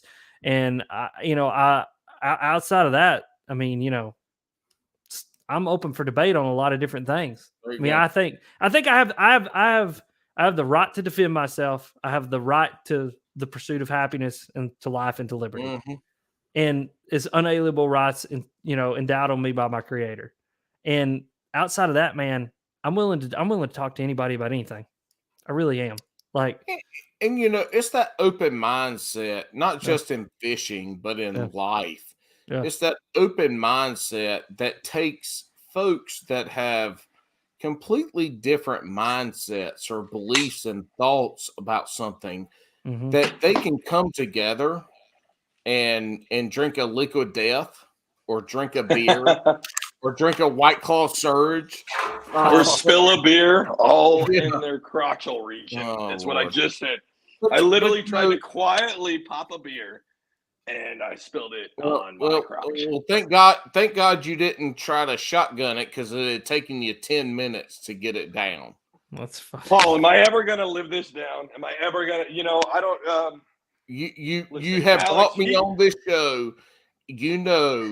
That there's a few things that nobody will ever live down on this show.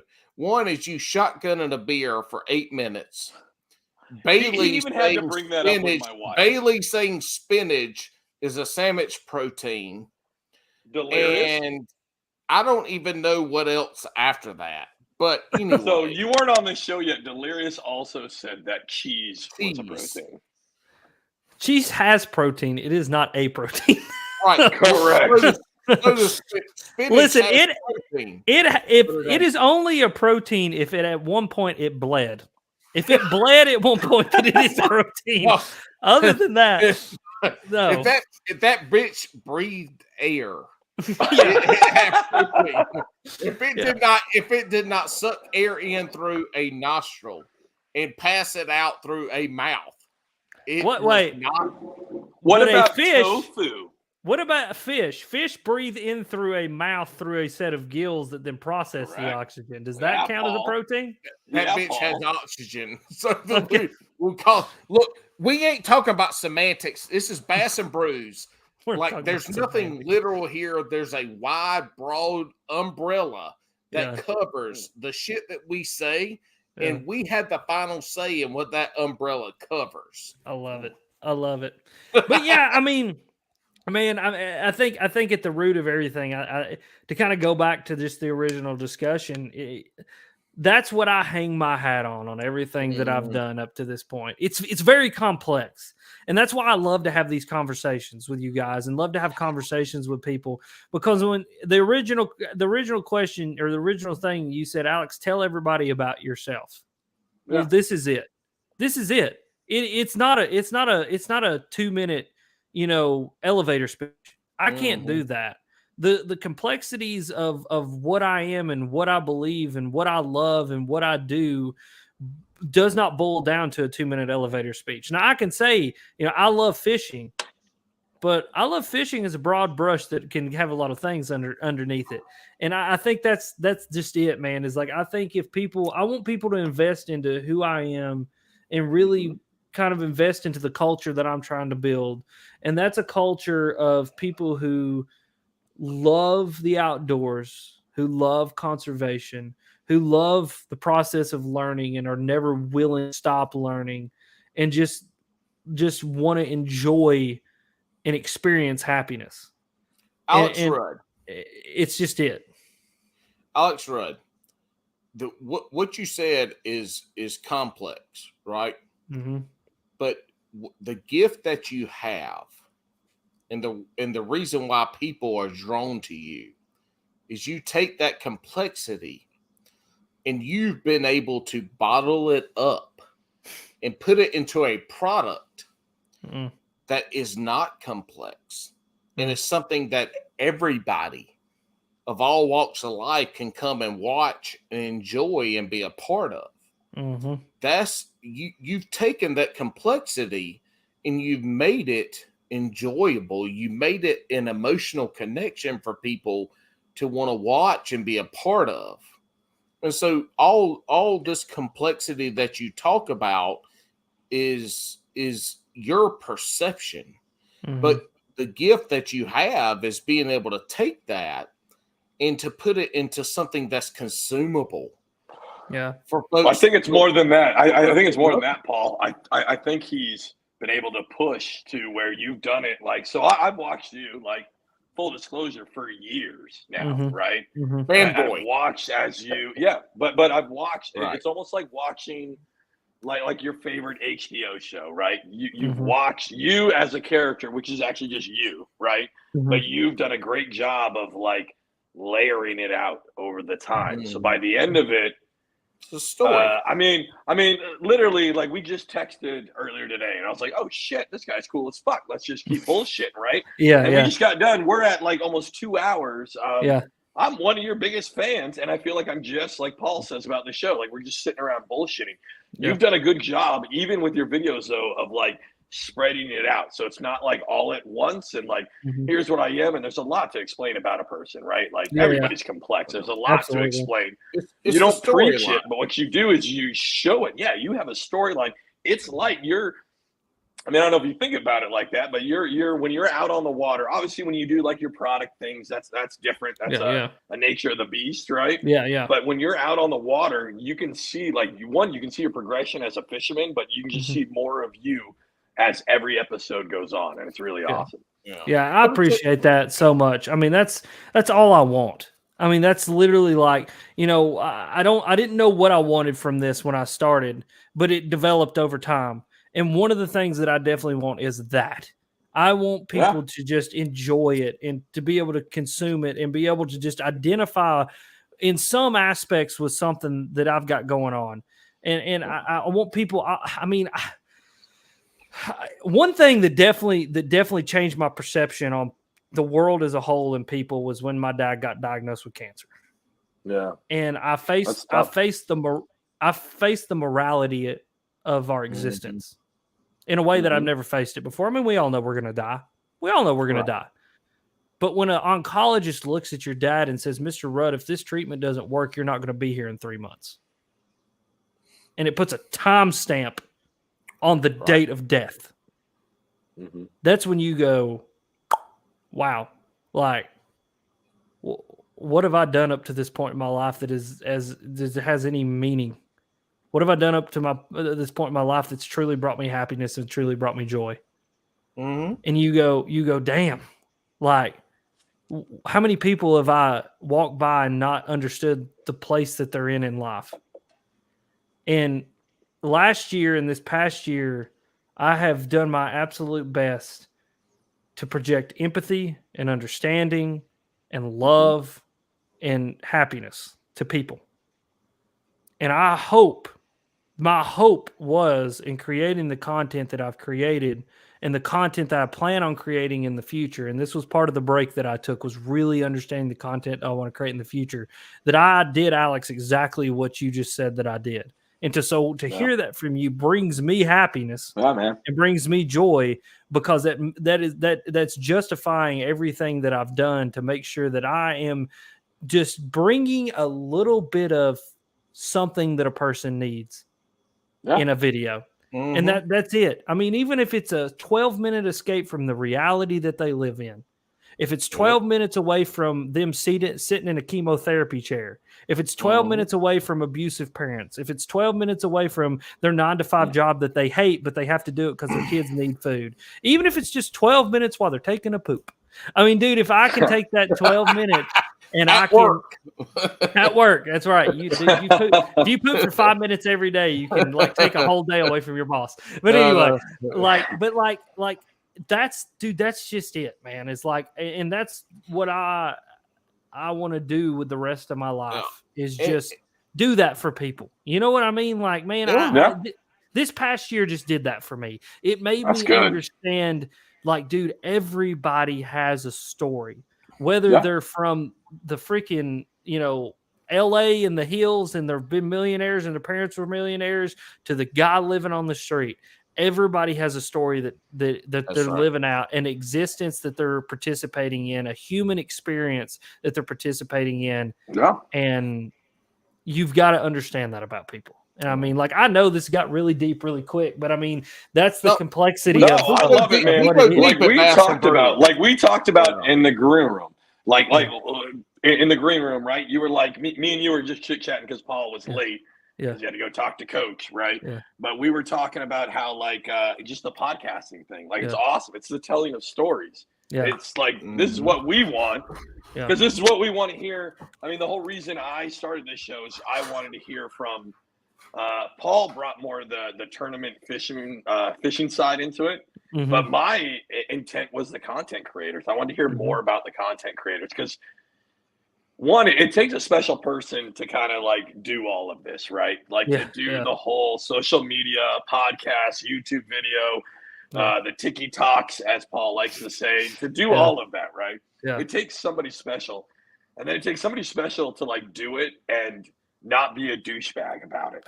I feel like that's a fine line. You know what I mean? Yes. It takes, you could do all of this and you could flash your fucking Skeeter and you could sit there and be like, oh my God, my 250 only does, you know what I mean? But people that do it the right way, the people that I enjoy consuming, and me as a fledgling content creator, what I want to create too is that realness of all this. Because social media, you said it's been great for you, and you're absolutely right. It brought on escape where you could make money, you could make a brand off everything without having to tournament fish. But there is a downside to it where there's a lot of douchebags who abuse it. Yeah. So but again, the whole creation of the show was to get the non-douchebags. So you did get deep, but guess what? That's what this is for. This is for us to all just be fucking people who like to fish and like to bullshit. Yeah. Yeah. And dude, I appreciate that, man. I appreciate that. And I know, and that's the funny part about it is it's so many people. I really hope that I've done a good job of not being. I mean, dude, I work with Pure Fish and I work with Berkeley. I work with Abu Garcia. Yeah. They pay me a lot of money to use their products. It's just the way that it is. It's a step I had to take in the steps to be taken to be able to do what I want to do in the future. If you get paid to do that shit, the only people mad that you got paid to do it are the ones who were either too scared or did not prioritize the time to make that shit happen. Well, hold on, Paul. Hold on, Paul. Alex Fisher. Stop, Paul. Alex Rudd, you keep talking. Hold on, real quick. I know what Alex is about ready to say, right? And I know what you're saying, but what he's trying to say. So you remember before when you were like the only avenue was to get on a TV show, right? Where all those TV shows turned into product placement, and nobody fucking watched them because they were garbage. Yeah. And you do a good job, Alex. That's weird. You do a good job of. I think we all understand as viewers, you have an obligation, but it's not crammed down our throats. It's not douchey. It's just on that. I want to make a stamp made, not douchey. Like you are not douchey. So it's appreciated. And dude, and that's kind of what I was getting is I was like, I hope I've done a really good job. And I believe that I have, just from feedback from people of like, I'm not going to tell you to use a Berkeley jig until I go jack a 4-pounder's face with it.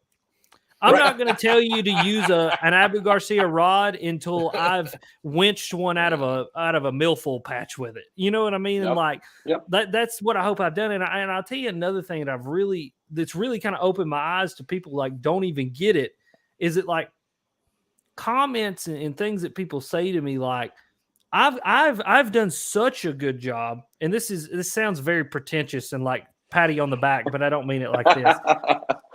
That I've done such a good job. On the back. Go ahead and say it. I've done Careful, such a he's good got job. a dragon tattoo. That's right. I got a rabbit on my butt cheek, and when I pull my pants down, it runs in a hole. But anyway, but I feel like I've done like a little rabbit tail to give a kick to. That's right. I feel like I've done such a good job at it. It's like the people just think that like they don't even understand that I'm sponsored. Right. Like I've had people who comment that just truly don't understand that I'm sponsored. And I think the next phase in Alex Rudd Fishing, the next phase of my life, there's going to be some people who are very amazed about what happens because their perception of what I am will not be understood. And perception oftentimes is reality. But I think it's fascinating, man, and that's what I'm Alex. I'm glad that you view it that way because there's obligations that have to be fulfilled. It's just part of it, man. But I have formulated my contracts and I've made my deals in ways where I'm not beholden to any one thing, and that if I don't want to do something, I don't do it. A lot of the things that I do it because I actually believe in what I'm talking about. Yeah, like I get it. Yeah, like 99% of the things that I talk about, it's because I actually like it. I mean, and if it breaks, I'll tell you. If I don't like it, I will tell you. Like someone messaged me the other day and they said, "Do you like the Revo STX reel?" And my response was, yes, I love the Revo STX reel, but for the price that they have it at, the Revo SX, in my opinion, is a better reel because it's more affordable and it has all the same attributes as the STX. So please don't spend $259 on the STX, even though I would make more money off of that, off my Tackle Warehouse affiliate link. Go and buy the more affordable product so that you don't have to spend as much money, and you can buy that one and then save up for 3 more months and buy another one and buy 2 reels for the price that you were going to buy one at. Exactly. They're going to buy 5 of those. They're going to buy 5 of those reels versus 2 of the expensive ones. I mean, but it's because. But you do a great job. You do a great job of breaking it down. And listen, we're the same way here on Bass and Brews. We have sponsors left and right. We've had Bassam Gill. We've had Playtex. Tons of people. Trojan. I remember that one. That was good. But one of the things we're known for. You ready for it? Hold on. Hold on. Before we get into this, I have like these. Rudd, I have like these perfect segues, and Paul fucks them up every time. Yeah, this was going so good, and this was a Steve Ranella level segue. I felt like what was about to happen, and it was just ruined. It really was, but I knew he was going here. So that's why I fucked it up. Because I wanted to go back to the Alex Rudd, the entertainer, the YouTuber. Okay. So all right, so at Sunday, come on down to Alex Rudd Fishing, 8:00 p.m. Eastern. At the Classic, you're there. I see you. I'm like, oh shit, that's Alex Rudd. I happen to run into Bailey, and me and Bailey talk. And Bailey's been on the podcast. I talked to Bailey a lot.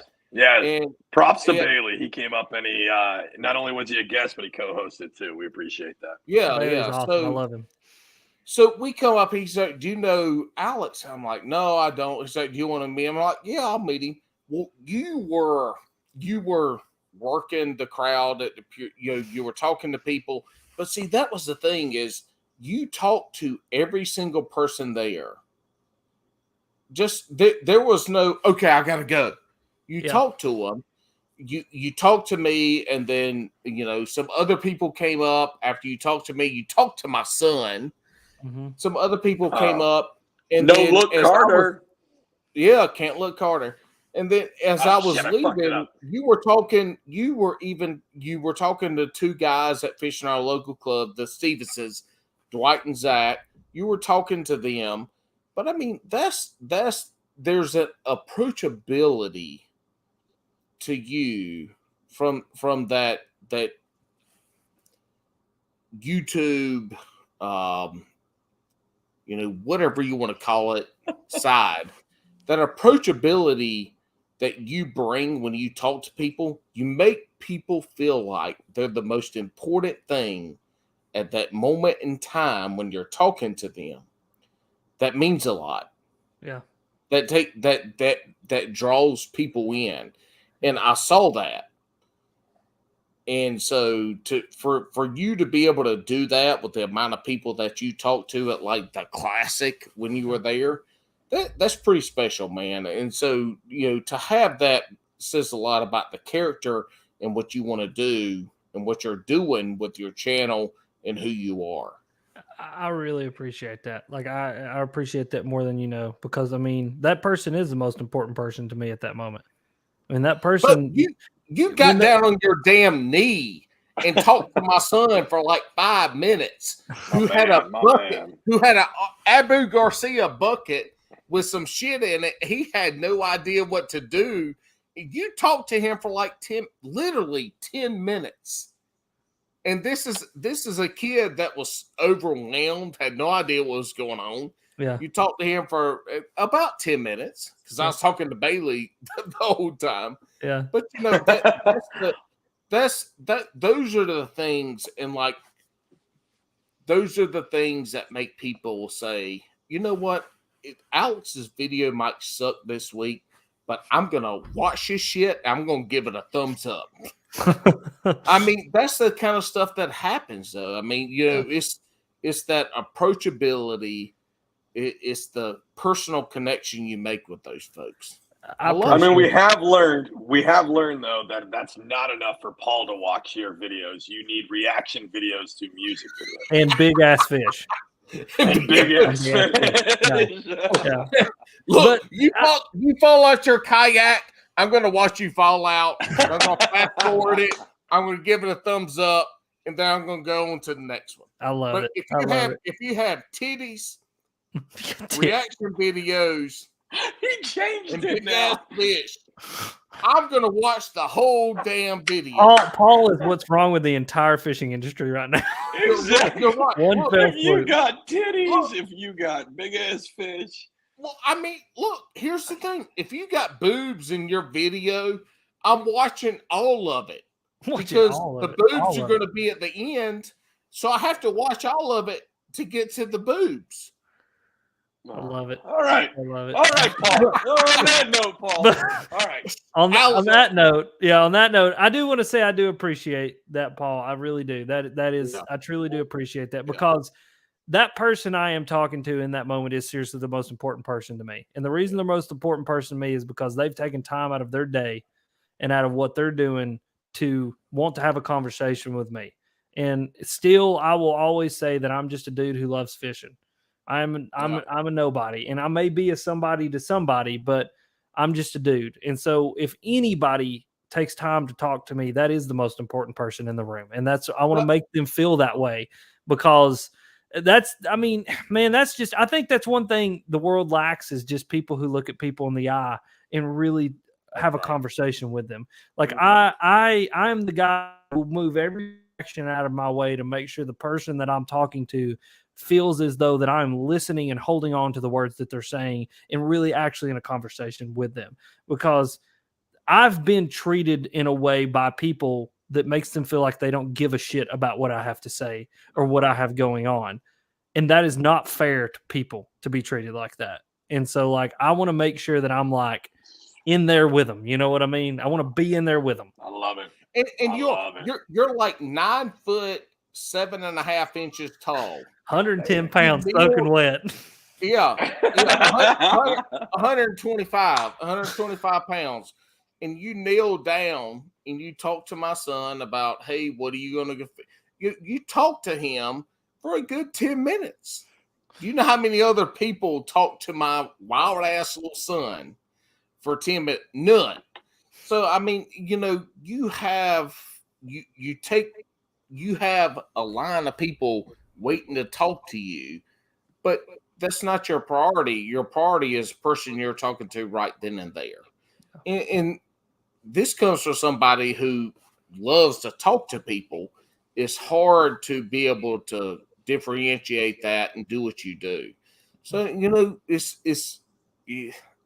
have a gift. I appreciate it. That's what I'll say. I appreciate it. All right, Alex, get to your shit. Don't fuck it up. Don't fuck it up. Well, not Alex okay, Rudd. Swamp Rat Fishing. No. Don't fuck it up. Hey, Swamp Rat, quit talking so loud. You're making my ears crack. Paul, I don't have the list, so you're gonna have to help out. But oh Jesus, oh my gosh, Alex, we are known on Bass and Brews for a couple things, and one of them is this last segment, which is the rapid fire. It's going to be a bunch of there it is. Bass and Brews, don't fuck it up while Alex is gone. So these are going to be right off the cuff. You don't have to give an explanation. We want a full, just right out the gate. What's your answer to these? Awesome. Let's do it. This is the only scripted part of this whole show. It's an unscripted, scripted part. I love it. That's right. That's right. If you hadn't told, anything we talked about before this is just like not scripted. Just FYI. All right. I'm going to start first. Wacky or Texas? Wacky. Oh my gosh, hold on. You got to go down the line, dude. I'm colorblind. I can't do this shit without going down the line. I'm not looking. I'll try to remember. All right, Wacky or Texas? What do you got? Wacky. Crocs or flops? Flops. Pineapple on pizza, yes or no? Okay, can we go back for just a second? I know we don't want to go like when you say flops, does that count my Chacos? What the fuck is a Chaco? What the fuck is a the Jesus sandals. You never seen my dang on Jesus sandals? Shit. No, dude. That's a whole nother. I have seen those. Yeah. That's a whole nother disrespect. That's okay. Right. Okay. Well, I'm going to go with Crocs on that one because I was confused about the question. There you go. That's the right answer. What do you got, Paul? I don't know. You're going out of order. I got to put this shit back in order, and I'm colorblind and dyslexic. It's about pineapple. Spend pineapple on pizza, yes or no? No. Hell, you gonna spend more on a rod or a reel? Reel. Yes. What? Hold on. Time out. We're gonna dive into this. Why a reel over a rod? Because a rod is more likely to be the piece of the tool that breaks versus your reel. Rod tips break, eyes pop off, guide inserts come out. And so it's a lot easier to replace a rod than it is the reel. And for the most part, unless you're getting your reels, like you're abusing your reel is going to get crushed in some way. That reel will outlast that rod tenfold. My dad has reels, like old Abu Ambassador reels, the round reels from the 80s that still work the day that he bought them. But those St. Croix rods that he had them on and those all-star rods that he had them on are long gone. Yeah. Yep. I'm adding a new one. Chatterbait or swing jig? Oh, chatterbait. So disappointing from you. I know. Don't. You know what? That question did not happen because that's a stupid ass question. Who the fuck? That's a question from the Tiki Talks. I'm just trying to include the Tiki Talk viewers. Tic Tac people need to pay to get the questions asked. All right. What do you got, Paul? All right, Alex. In a 3-hour session, 3 hours. You want to catch 5 2-pounders and 1 7-pounder. 1 7-pounder. My man. I figured. Yep. Slow jams or hype music. Oh. Slow jams. Especially Kanye slow jams. All A right. little bit of Kanye, Marvin Gaye, Luther Vandross, a little Alita. I'm saying gonna set this party off right. Yeah. I'm a Kanye fan. All right. Look, I'm okay with Yeezy, but I would never suspect that somebody say that's slow jams. Oh, he literally has a song called Slow Jams, and it's about slow jams, like Marvin Gaye and a little Alita. It's a Luther Vandross. He sung the whole lyrics to you, Paul. I mean, slow jams to me is like Alice in Chains. Like Nutshell, like one song, Nutshell, by Alice in Chains, because everything else is like, you know, here comes a rooster. Yeah. Go on with the questions. All right. Well, the most important one out of all. Hold on. No. We're not there yet. No. Listen, Alex. I'm sorry. It's only my second. Damn it, Alex. Alex too. Alex Rudd, this is for you. Alex, the host, shut the fuck up. We have a new question that Alex has not asked. Have you ever eaten beaver? That is unfortunately one meat that I have never eaten. I've eaten a lot of crazy shit, including a cat, but I have never eaten a beaver. How? You're in Tennessee. You have beaver everywhere. I've never ate one. I'll eat one. I'll eat anything that bled at one time. But I'm telling you, you want to hear the story about the cat? Yes, I do. Yeah, of course we do. Of course we do. I'm assuming that cat tastes delicious. It has to. We'll get to that. All right. So I was in Haiti. So both of my sisters are adopted from Haiti. And so we used to go to Haiti a whole bunch, do mission trips down there the whole time. I went to Haiti one time for almost 3 weeks. It was 2.5 weeks. And the first week that we were there, we stayed at the man who actually ran the orphanage's house in the city of Port-au-Prince, which is the capital of Haiti. Oh, yeah, Port-au-Prince. And so they would cook dinner for us every night, and you just, you ate and whatever it was. Well, one night we were eating a mystery meat, a meat that I couldn't identify. It wasn't chicken, it wasn't pork.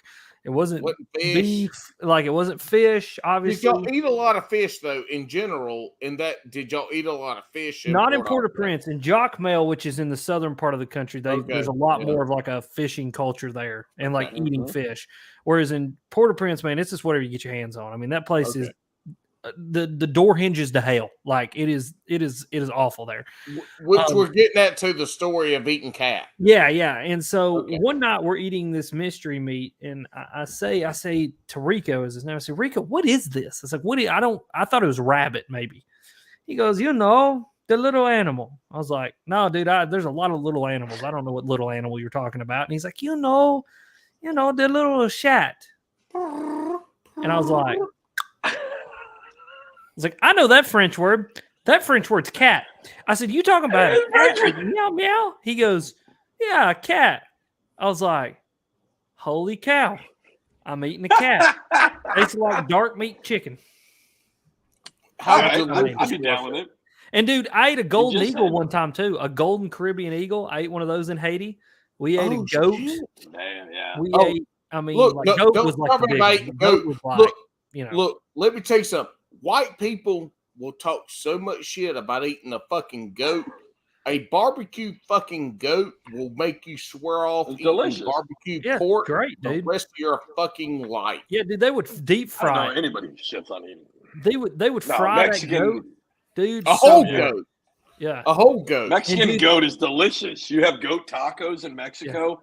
Fucking delicious. Yeah, and dude, like freaking the black beans and the rice down there. Oh my gosh, man, different, so good. The food down there there's some of it that honestly is like too much for me, like as far as like flavor goes, because they use a lot of garlic and like it's just too garlicky. But dude, some of that, man, some of like the fried pork and like the fried goat and the plantains, they would take plantains and cook them smash them and fry them, deep fry them, and then sprinkle pure cane sugar on them.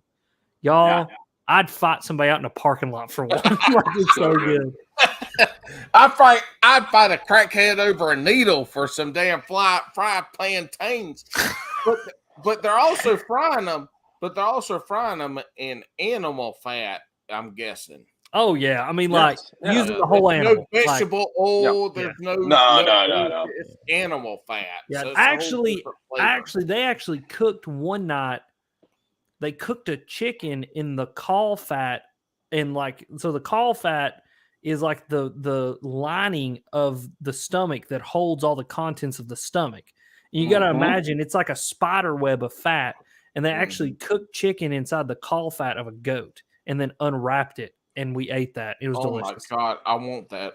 I want that. So good. Yeah, dude, they are. All right. Well, speaking of food. I got stories, dude. We could go on. That's a whole nother podcast. We could literally go for 2 hours about stories from Haiti, man. We've already gone 2 hours and 24 minutes. So we have so many podcasts that we have to branch off from this that we're going to do it. But Alex, carry on, son. Yeah. Carry on Speaking my of food.